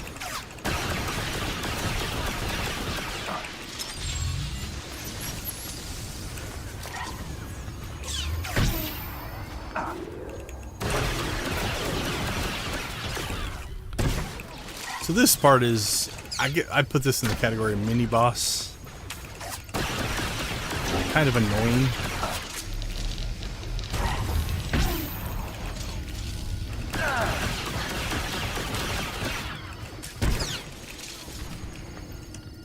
Alright. So this bridge is going to cycle from red to blue. Now if you really want to skip, we'll play around. So if you notice this patrol droid back here, right? We want to get him all the way here to the right, and then I want him to stop. So I'm just going to back up. Notice that he stopped walking. I got outside of the range that triggers his animation. So I want him just to sit there so that now when I move forward, he'll walk to the left. And I should be able to just slip right behind him without pulling aggro. Not a hard fight or anything, right? And honestly, it probably took me as long to set it up as it would have just run across and fighting. But there's fun in taking advantage of the way the game works things. But yeah, if you can find that sweet spot, you can actually stop their animations. I don't think I can get far enough away this way to do it again, but...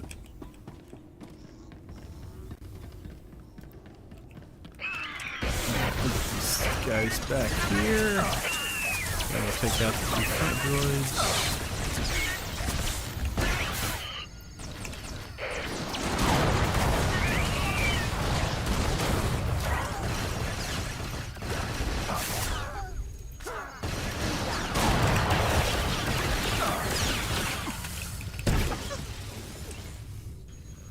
Alright, so we are going to change companions.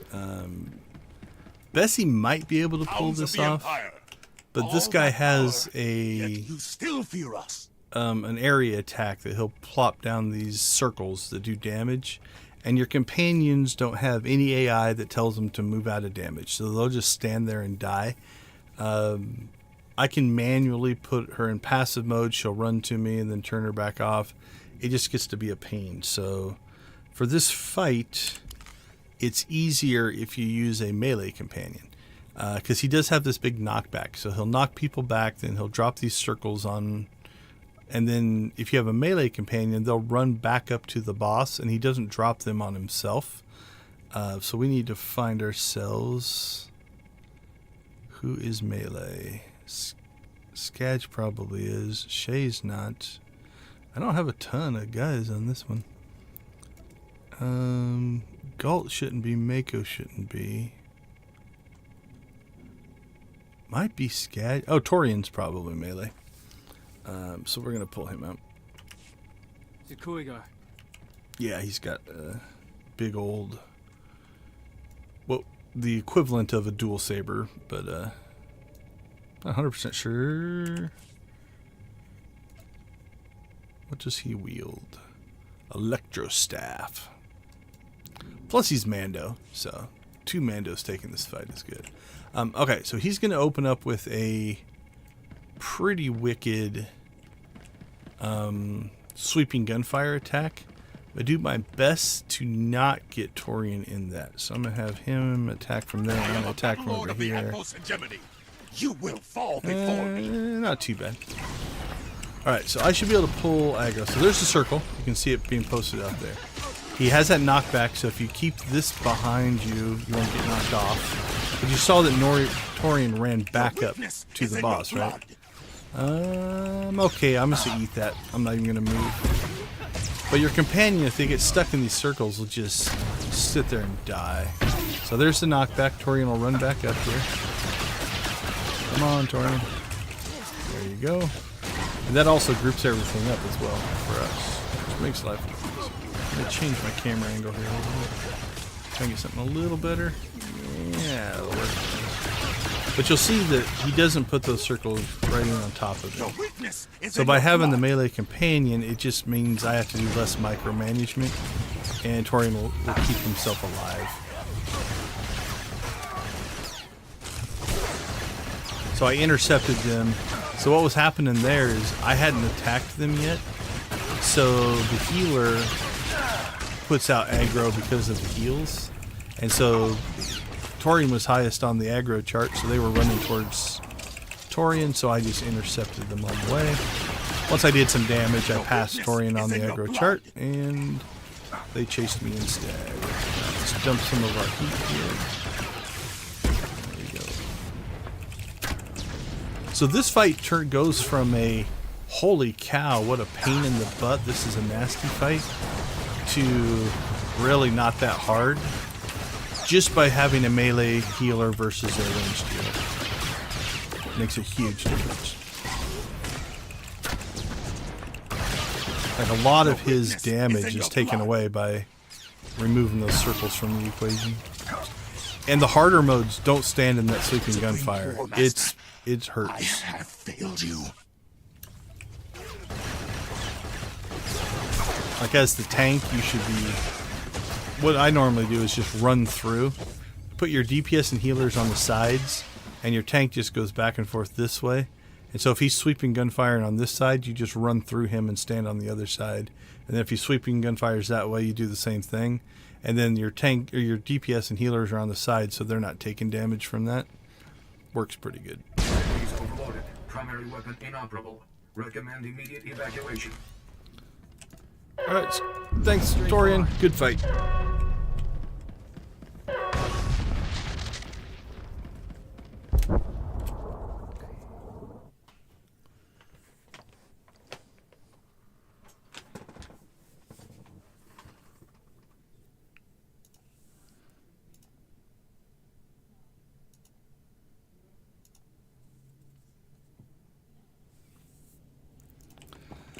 Alright, for this one we do have to do a closing conversation. Lord Malgus, Hammer Station has been destroyed. I have seen the reports. You faced formidable opposition. The Supreme Warmaster of the Adversar Hegemony has offered his life in reparation for his people's misdeeds. The Adversec will never again pose a threat. Doesn't really matter. I'm not a genocidal maniac, though. I'm just a bounty hunter. They fought well. They could be useful under Imperial control. A reasonable approach. I will consider it. You may also wish to hear that intelligence has decrypted the station's data. We know how the Adversar Hegemony obtained a Republic superweapon. Neste ahoje hatal al ala sonak oraban. Folio semisem ugi nezit ki. It was Republic incompetence, not malice, that resulted in the Adversec's rise to power. There is a lesson in that. When the galaxy learns that the Republic is responsible for every death Hammer Station caused, the Republic Republic will face an uprising. And they will grow weaker until we strike again. You may return to your duties, but know that you have done well. You may be called upon again. So keep in mind, this is pretty early on in the story, so there's still kind of a truce going on between the sides. All right, let's see. Aethys. Let's do Aethys You've next. arrived at last. Good. I understand you have seen things no mind is meant to endure. You've struggled against the power of Sith dead for centuries. If you are not willing to face the darkness again, leave now, and I will forget your existence. I wouldn't think a Darth would forgive cowardice so easily. Broken men are of no use to me. 1,000 years ago, the planet Aethys held the sanctum of Vodal Kresh, greatest of the Sith alchemists. Vodal was a mad savant who bred a race of slaves devoted to his glory. His hunger and spite were endless, and when he died, the Emperor declared Aethys forbidden.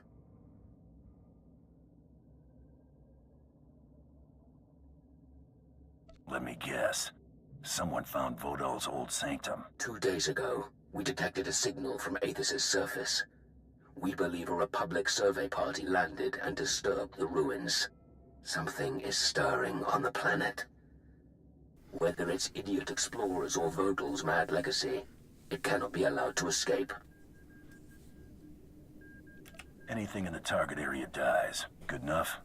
There is more. Whatever writings Vodal left behind must also be recovered. Let none of Vodal's power fall into enemy hands. Stop them from unleashing something uncontrollable. Same thing. We'll go with veteran mode here.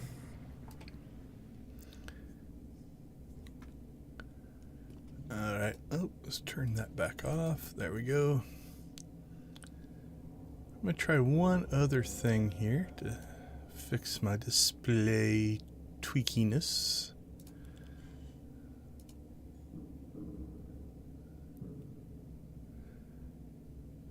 Which one? Not you.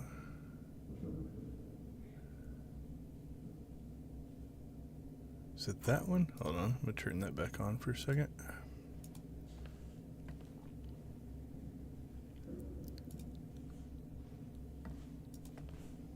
No, yeah, it'd be that one. Okay. So let's switch over to that one. And switch back to that one. Nope, still that way. Okay, that's something I have to explore. No biggie, it's not hurting anything.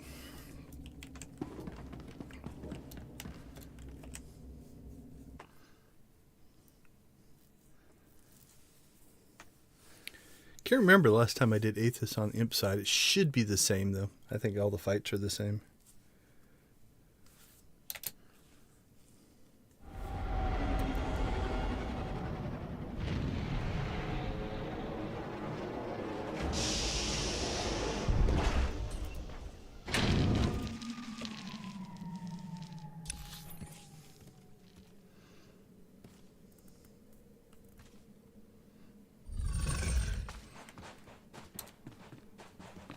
Alright, we're going to do the same thing here. We're not going to go out of our way to take fights. Someone just land out there. This is Republic Survey Team 689 Mark 1. Our comm systems are badly damaged. Strongly advise you can drop yourself down the section there. That might kill you, that fall. But if you fall to there and work your way down, same thing though. If you happen to have slicing, you can slice here. And it will turn on an elevator for you. So either way, that's probably faster just to drop down the ledge there.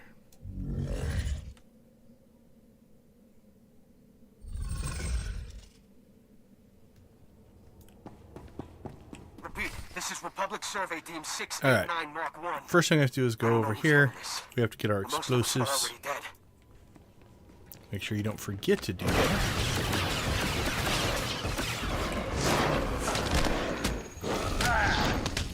Hey, Professor H, good to have you with us.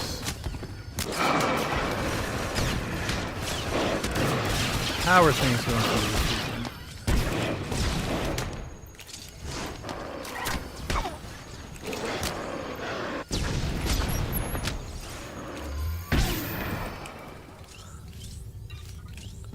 Alright, so we come back here. If you're doing this in a group, only one person has to grab these. But we need that to get past the door there, so don't skip that part. Things are going pretty well today. Not too bad.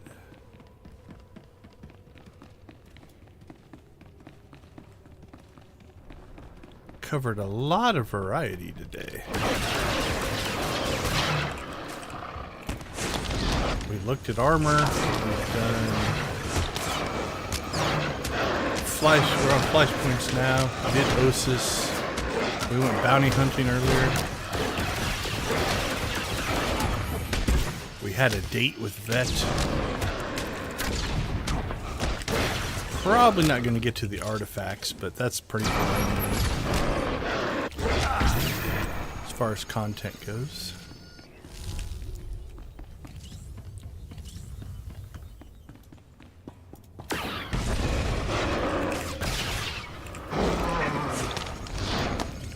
Let's get the spitters.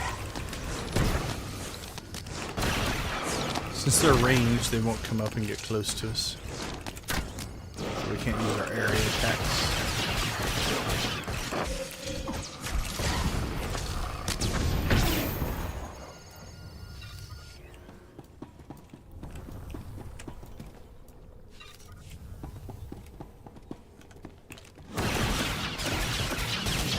Alright, so we just work our way through the tomb. I don't know exactly what this is. Ruins.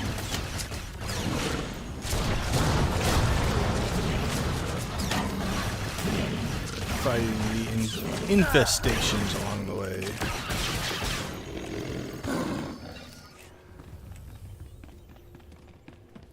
Don't think there's anything up here. I don't have archaeology, so I can't interact with that.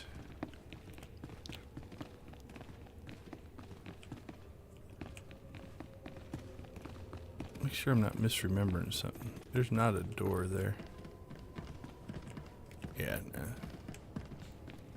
There's a skip, I think, later on. If you have... It might be archaeology. Alright, so we'll place our bomb, blow up the door.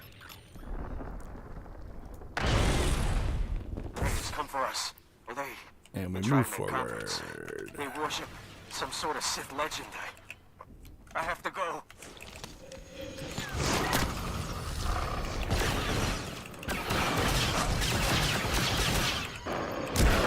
The skip in this one is convenient. There's a lot of champions that you can skip by if you have it.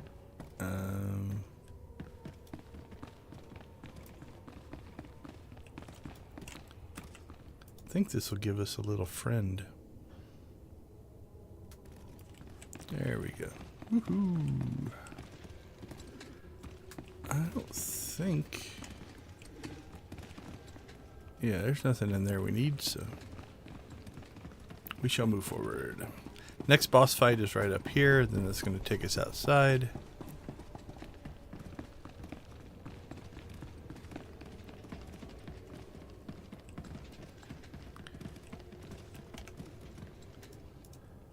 Alright, let's get crazy here.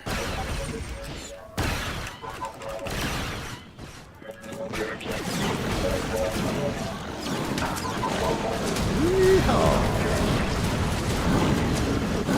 See how our healer keeps up. Oh, we're eating some damage now.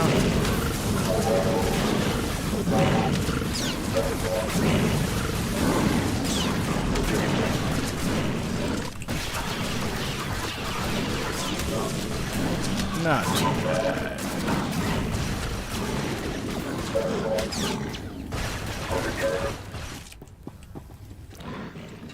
That reflection there for NPCs is stupid overpowered because you get healed every time you take a hit, unless it's an area attack. And NPCs aren't smart enough to stop attacking you, so they just They keep you topped off on health. It's a nice little perk of this particular class.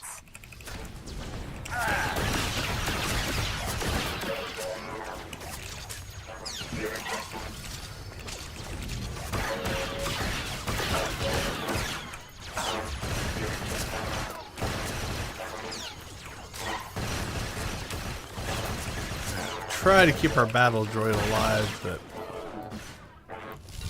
I don't have high hopes of him making it through this next fight. Let's see. This is mostly the boss drops a bunch of gooey crap on the floor, and you have to stay out of it. So let's see if we can get our healing battle droid to stay back here. Oh, he's going to drop it right on top of them. I think the battle droid is going to eat it. Word, as we did. I'm not sure. Let's see if they... Oh no, it looks like our healer's actually healing. Alright, so from here on out now, the goo should drop on us so we can keep it off of our two friends. He shall rise again, and we will be his favored children.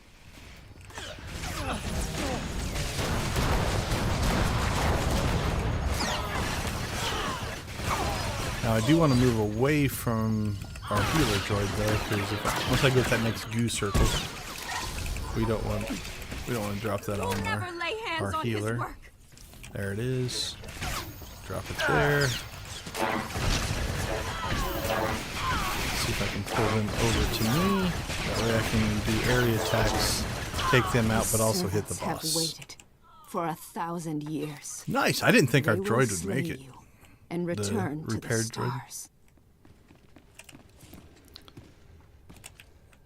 I think there's a light side, dark side choice here. So.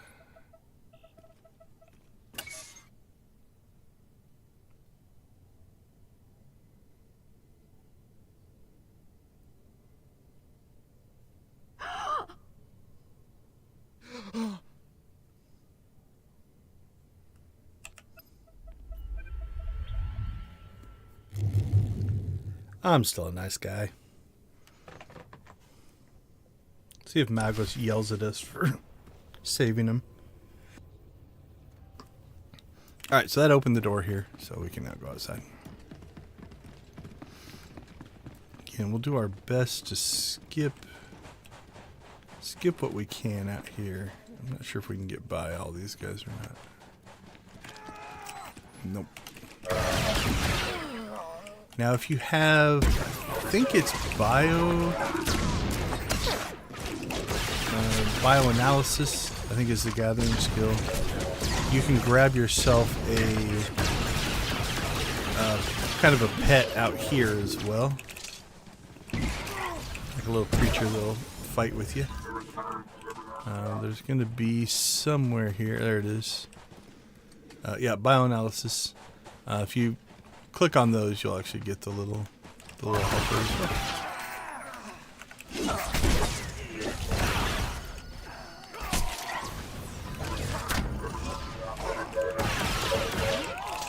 I'm just impressed that Bessie's healing our little droid. That's nice.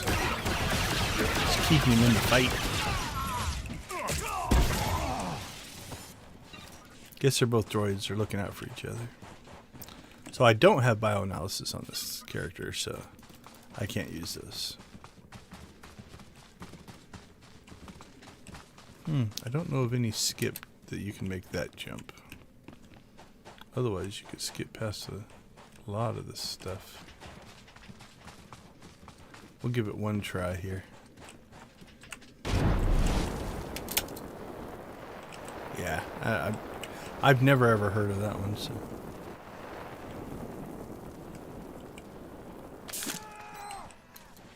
Let's see what we can do.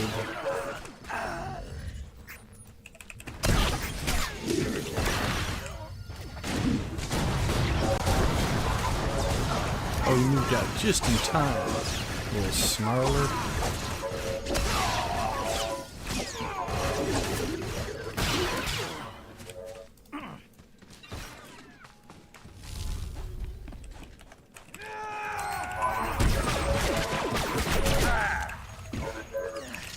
There is also a bonus boss here. I can't remember if it's available in veteran mode or not. I don't think so.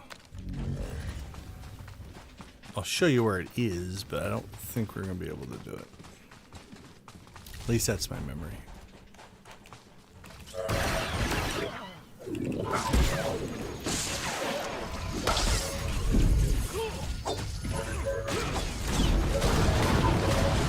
Hey, no attacking the droid.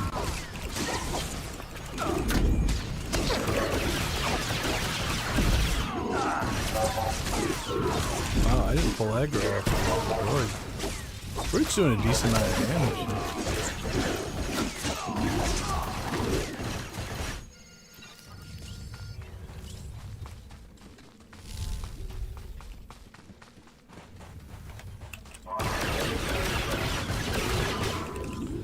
Alright, so the next boss we're going to fight has a huge knockback.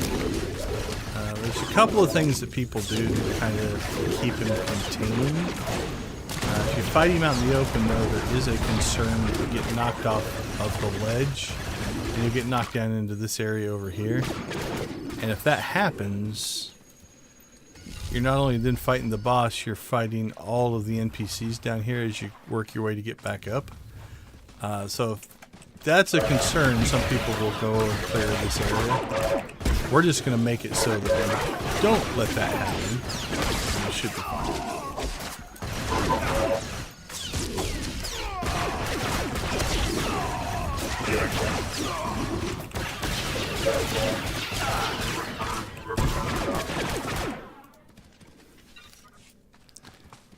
We will clear these guys because we have to go up this ramp here.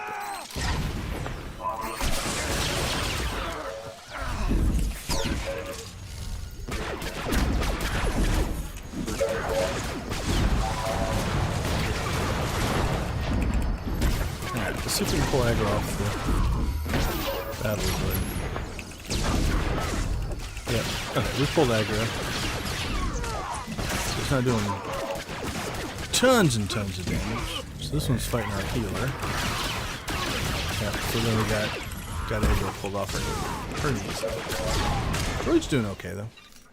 Okay, so again, you know, these guys down in here, you can get knocked off that ledge, and if you do, you're going to pull them all down, or pull them when you have to come running back up and around.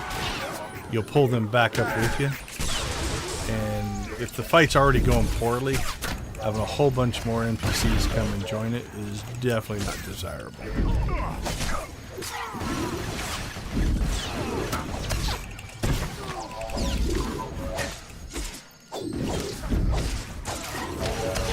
Alright, quit attacking my droid.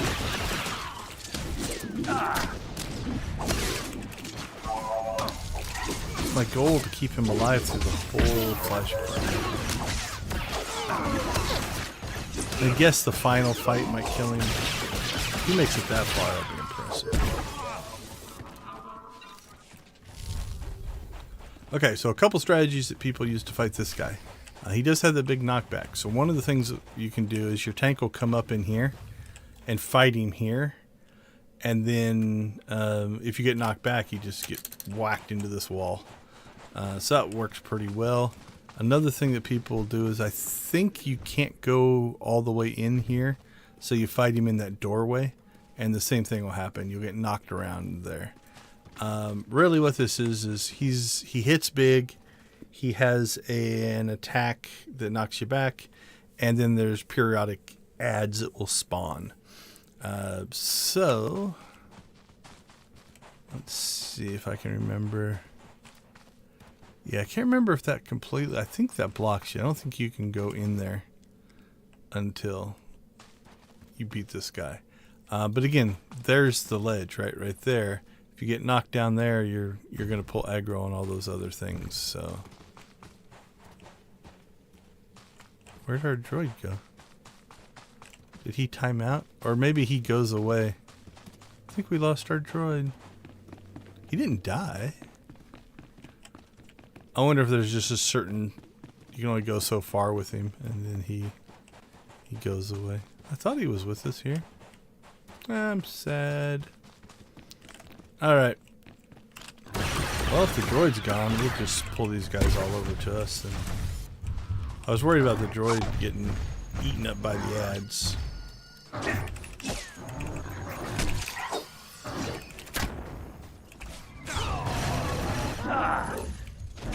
Ugh.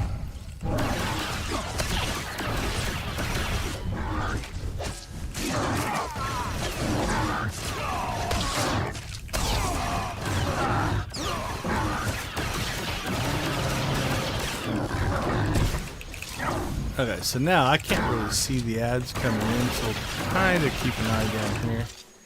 And hopefully if we see them.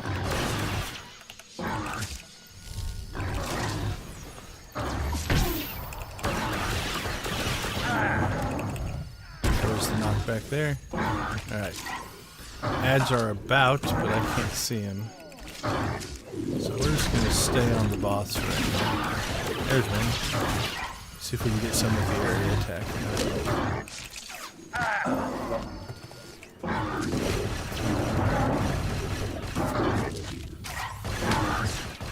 Can't get to that one. Okay, I got that one. There we go. They came up with us. There's the ads.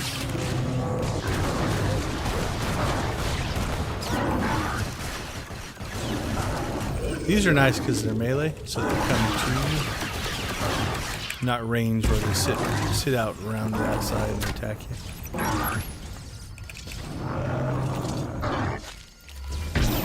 And my healer came in here with me, which helps as well. Because if Bessie was out there... Alright, so you can see the ads coming at us. The other advantage of fighting here is they come to you as opposed to spawning right on top of you.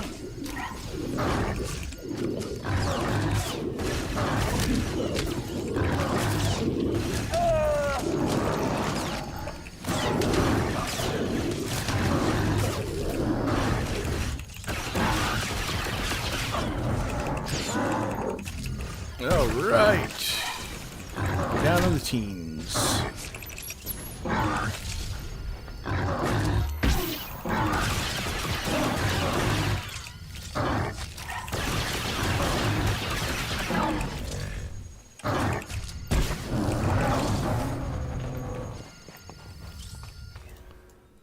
Not too bad.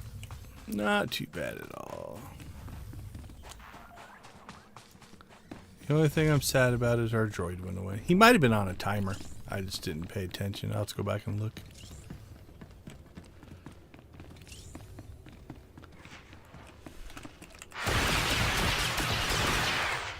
Alright, so we're back inside of another ruins tomb here. But that's the final boss right there. Bonus boss is right there. This whole corridor and that corridor are full of champions. So they're kind of a pain. Skip as many as you can. If you have... What is it? Archaeology. You can open up this door and you can skip right through there and go down that way. We do not have archaeology, so we're taking the long way. We'll do our best to slip around the outside and avoid some of the fights if we can.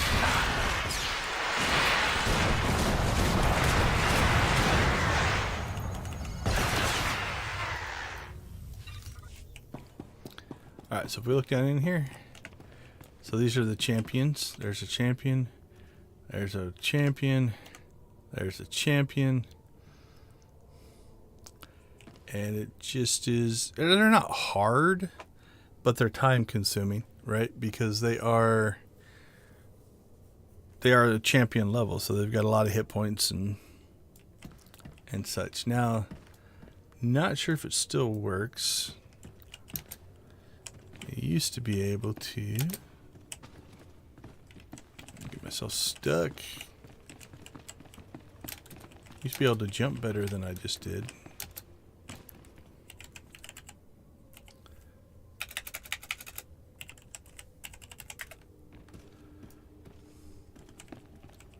See if I can do it this way instead.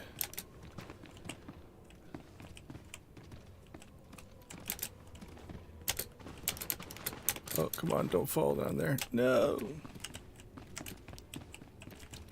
Well, my jumping abilities leave a lot to be desired, and I think we are stuck now, because my stuck timer will take a second. Yeah, about a minute and a half. So anyway, what you can do if you're jumping better than I am is work your way around this outside and avoid these guys. That's what we were trying to do, but that or they've changed this to make it so you can't do that as easily anymore. Oh, will that get me up? Oh, almost.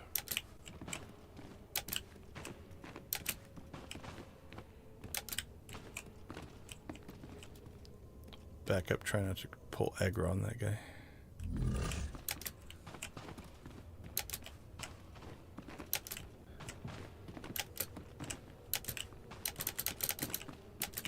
Come on, find the sweet spot. Oh. Alright, let's see if we can unstuck ourselves yet. 40 more seconds. So at this point, probably should have just fought the dudes. Would have been quicker. Can I go this way?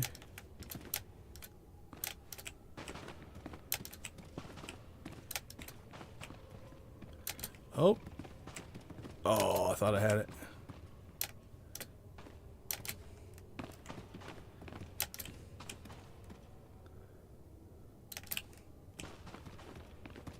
So I'm catching the edge of... Oh, now we're stuck. Yeah. So if you're getting to... Oh, there we go. We fell out of that. Okay. Let's see if we can work our way. Nope. Alright. I give up.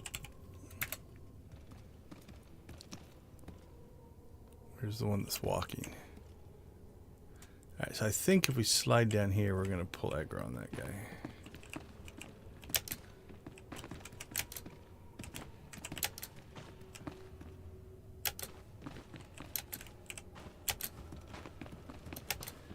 Okay. Well, that's kind of how it was supposed to work. That was messy because my jumping abilities were horrendous, but so now we've skipped those champions.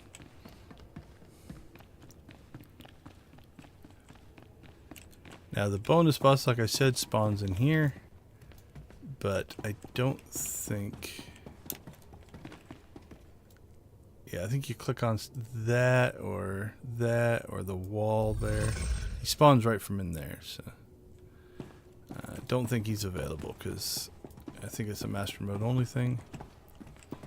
Alright, so this fight we're going to have to take. They're just standing there in the doorway. So we'll pull him over to us and hopefully avoid his friends joining in. So the one that's walking around down there will come up these stairs and then turn around and walk the other way. So we're past those first three.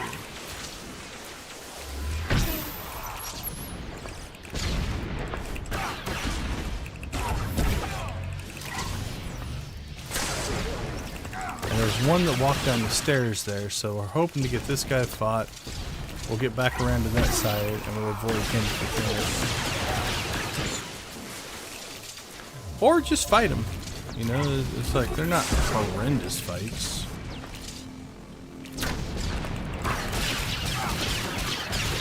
I suppose if I put my companion on non-passive.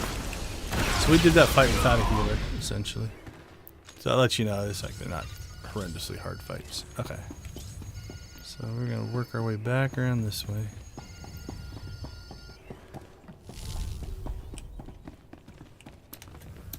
What we're looking for is where is the other guy that was walking around? There he is. He's taking a stroll. Okay, so if you do the skip with that archaeology, you would come out right here. So you would just go through that tunnel. All right, so notice he turned around. He's walking back that way. I think we're gonna have to fight that one. Don't think we can get. Oh. That's okay. See if we can avoid that one.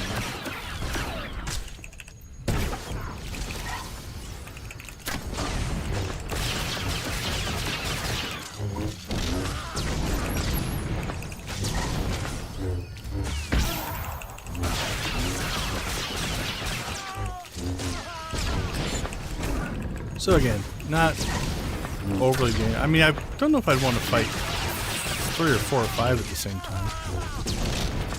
I'm not sure how much damage they would do, but If you can get them separated from their friends, take them one at a time. They're not really just fights.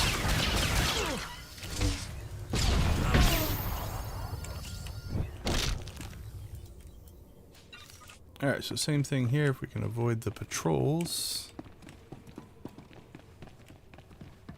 There's 2 in here. You have to fight one or the other. Got a disciple and a guardian. I think the guardians are tankier. So we'll come over here and do the disciple. Has been waiting for you.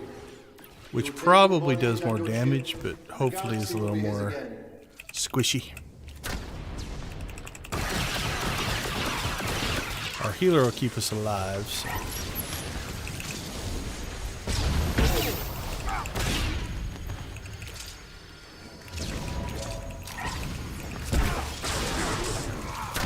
I don't know, about the same. Doesn't feel much faster than fighting the Guardian.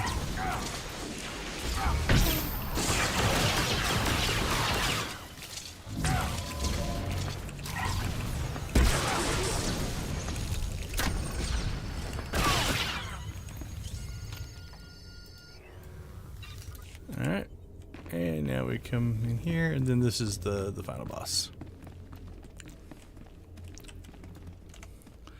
For the most part, he puts stuff on the ground, he disappears, little flames will chase you about, you just have to avoid them. That's mostly it for this fight, so we'll try to stick... Let's see, I'll try to stay within the stairway range, so if I put my companion there, we should be alright. The Lord of Hearth and I.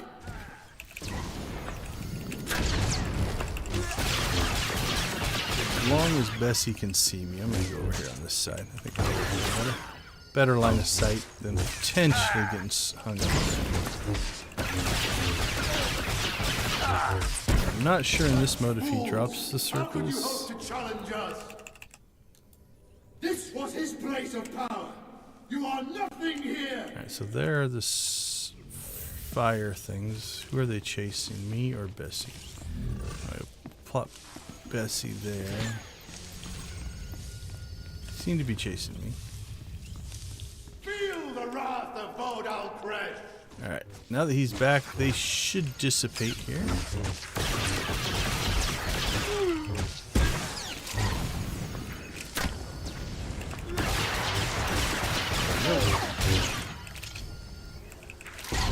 So, veteran mode, you must not do these circle things, area attacks.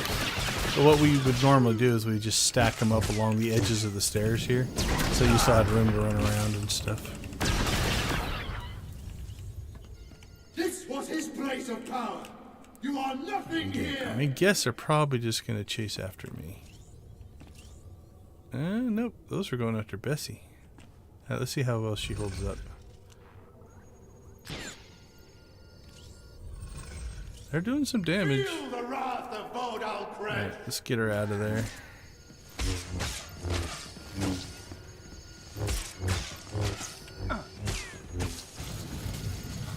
Yeah, there we go. Okay. They dissipated.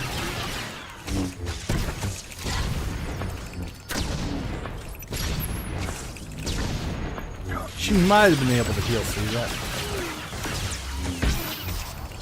Not sure. Feel the wrath of Vodal Crash.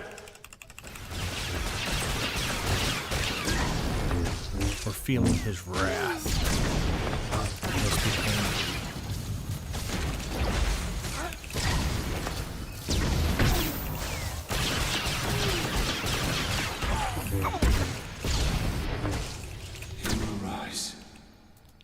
Another 1,000 years. Alright, see you in 1,000 years. Alright, we knocked out another objectives. Which should put us 6 of 7. Yep. So I'll probably do the artifacts ones off. So 8's another level. So that's going to put us at 54 and a half. Then tomorrow, that'd be the Monday.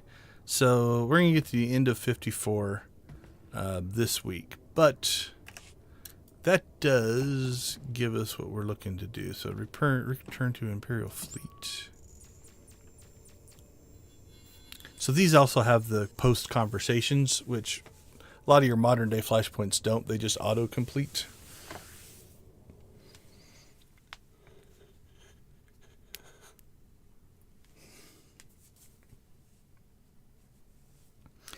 But these are some of the original Flashpoints. Like Hammer Station, outside of the fleet ones, Essalus and Black Talon, is kind of the first Flashpoint that you run across. And then Aethys is the second. So they're second and third. Space Doctor Darth Malgus. I have the artifacts of Vodal Crash. Then you possess all that remains of the Dark Lord. Whatever happened down there will not repeat itself. My augurs felt the final destruction of Vodal's spirit. Enough blaster fire can take care of anyone, or anything. As to the artifacts, the Dark Council will choose whether to destroy Vodal's work. I would see his name wiped from our history. There is no place for Sith Lords who place themselves above the Empire, not among the living or the dead.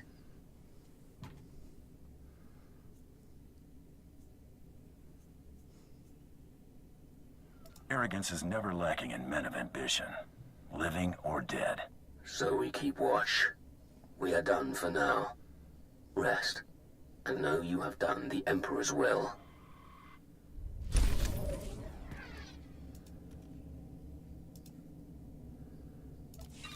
Oh, right. Knocked that one out.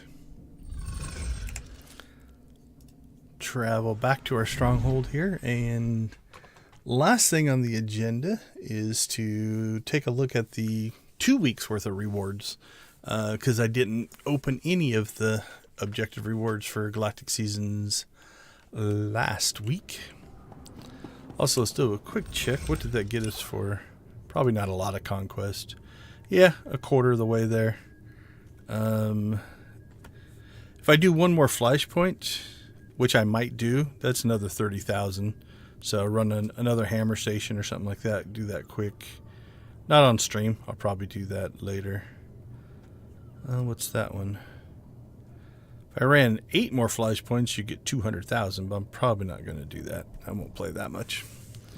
Okay, let's get back over, because we tend to open up our rewards on Zax. So we'll go grab him, and we'll take a look. See what we got. We should get some weapons, some armor.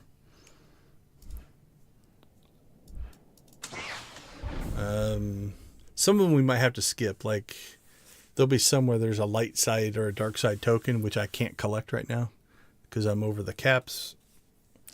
So I'm going to have to just sit down one day and go through them, see if I have some of that stuff, and decide what I want to claim. So.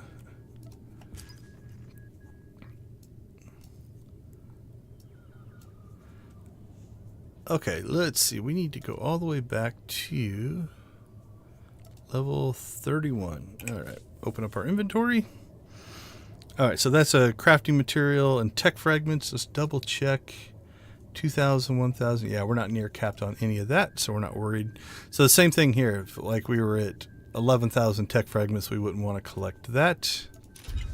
I'm pretty sure it's going to tell me I can't do that. Yep, looting this currency would put you over the cap, so we can't do that. We'll get a couple of packs there. That'll be nice. Get a decoration. We'll get the helmet, which is 2 more pieces we need to complete that gear set. We'll also get some pistols. Alright, up to 8. Galactic Seasons token. I think we're under on those. Yeah, we're 11 of 15, so we can collect that. Okay, this is going to be interesting to see. So we can't collect the light side token, but will it allow us to collect this and just ignore the token? So we got our helmet there. Yeah, looting the currency will put you over the cap. I'm aware of that. Alright, so I'm definitely going to have to clear these out because I want that decoration pack. So I was hoping it would let us loot the pack and leave the token, but that is not working. Alright, we'll get that. We can get that. We can get that. Yeah, it's warning us. I'm going to have to spend those on something as well. Okay, so let's just make sure. I'm going to go all the way back. Claimed, claimed, claimed, claimed, claimed.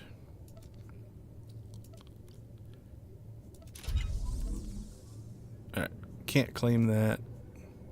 Can't claim that.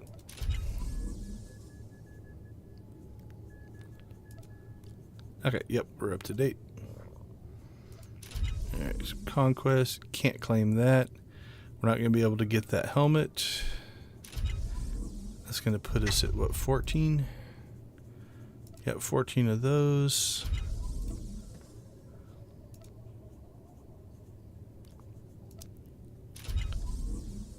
That's going to put us at 15. Alright, so I'm going to have to spend something there. Won't be able to get that. 200 cartel coins, that's nice. Conquest. And looks like a mount and a lightsaber.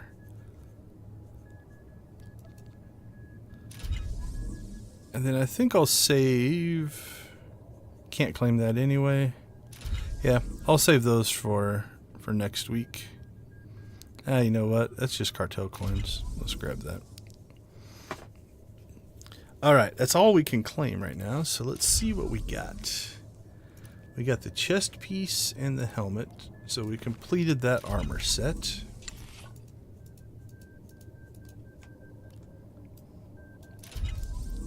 So there we go.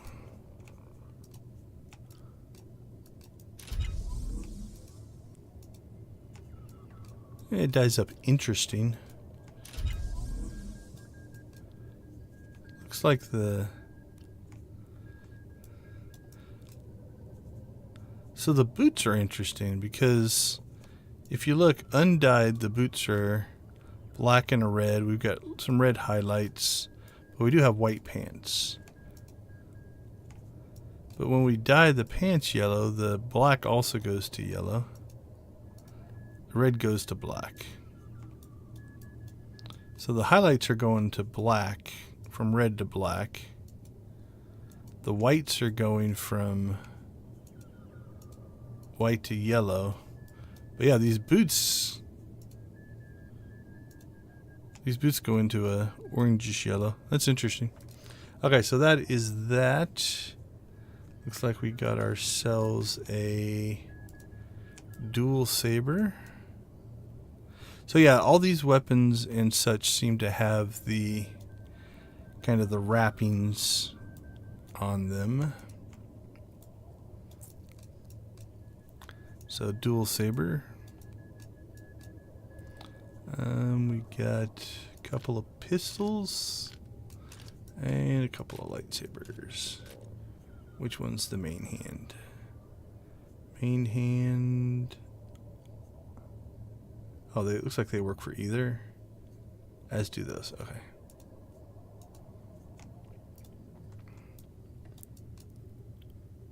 Yeah, again, kind of a wrapped up look, like bandages on it.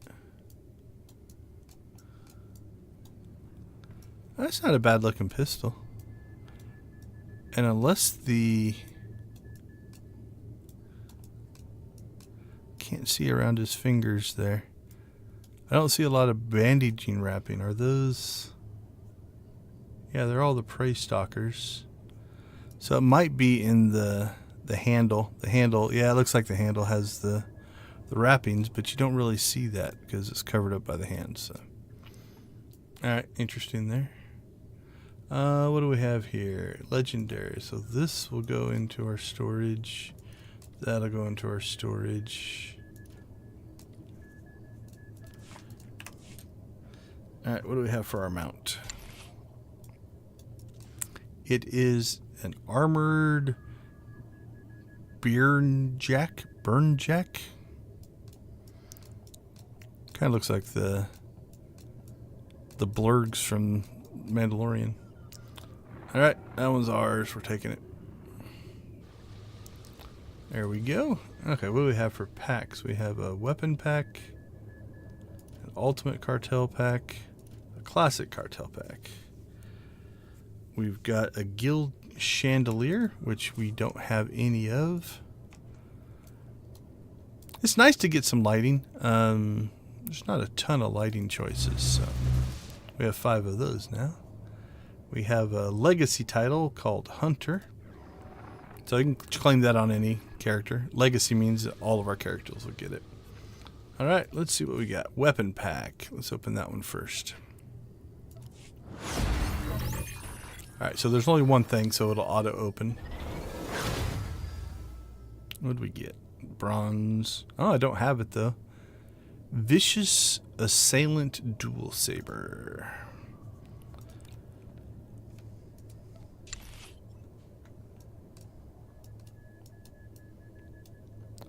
I kind of like it. I actually kind of like the handles are thicker, but having that thinner midsection is kind of cool. I'm not going to grab it on this guy. That I need to grab and just probably sell because I already have it. So. All right, what's next? We have Classic and Ultimate. Let's go Classic first. Always go old school.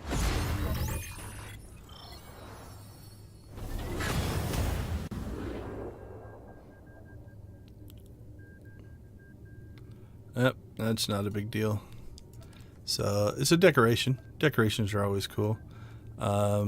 It's the Takuda, so if you play through Drome and Koss, there's a quest where you'll run into those guys. I have 5 of them, but we'll claim the stack. You can never have too many of those. Alright, Ultimate Cartel Pack Galactic Seasons. These might have 3 or 4 things in them. Yeah, 4 different items. 1 or 2 of the items are probably going to be trash, and the other 2 will be good.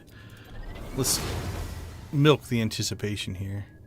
Yeah, Cartel Market Certificate. I have 1,212 of those. So. I mean, it has value. You can buy other things with it. Temple Ceiling Light. I have one.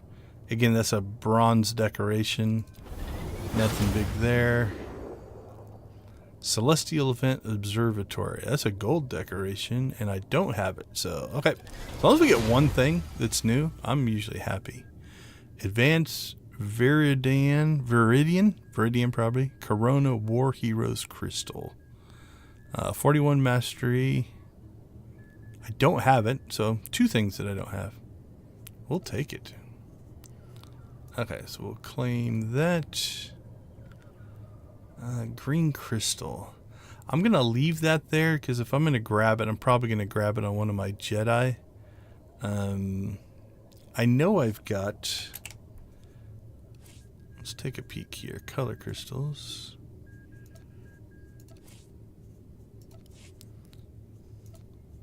I know I've got a green one that I use on Palan, but which one is it?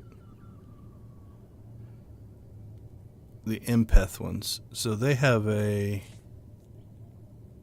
kind of a green core with a green glow.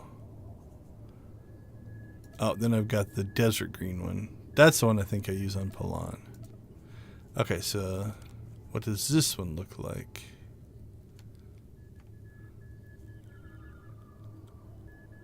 It's an interesting look because it looks like it has the whiter core. You know, over the, like this one has the darker green core. This one appears to have a whiter core, but it also looks to be smaller. So yeah, I might play with that. So I'll probably grab that on Palan. Claim that on anybody, it doesn't matter.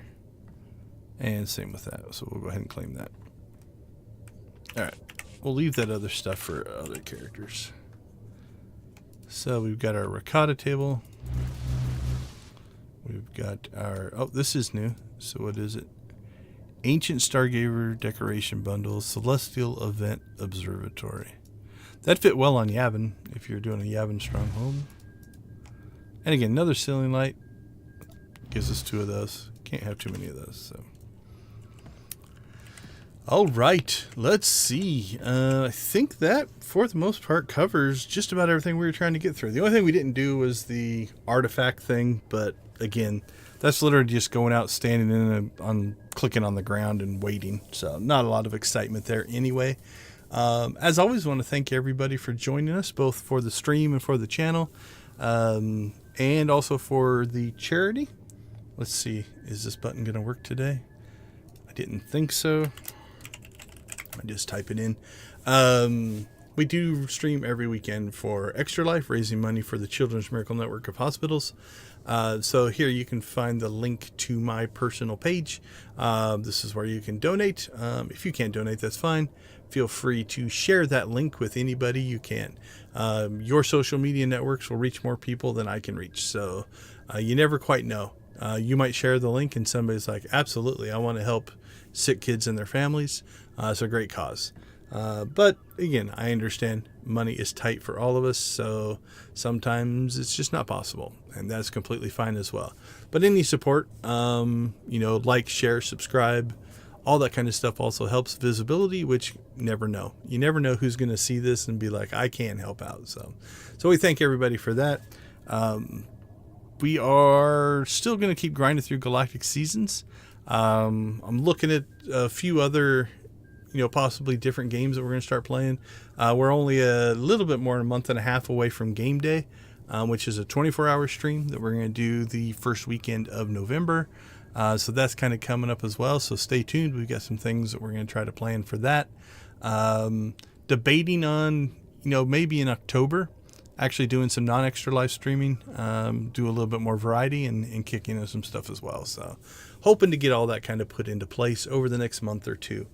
If there's anything that you have questions about Star Wars The Old Republic, feel free to drop me a message either in the social media channels. Search for Deconstruction Gaming. You'll find me on pretty much all of them. And then at least on X, Blue Sky, Threads, Mastodon, Instagram, and Facebook. I think I've got accounts on all those. Or you can drop a message in the comments down below. I'll do my best to answer any questions about the game that I can, veteran or newbie, and or address them on the stream the next week if it's something that I need to show somebody. So as always, we definitely appreciate your support. Have a wonderful, great weekend and rest of your week. We'll see you guys all next Saturday for the next iteration of our Extra Life Star Wars Saturday. Until then, as always, go watch, play, or create something great, and we'll catch you later.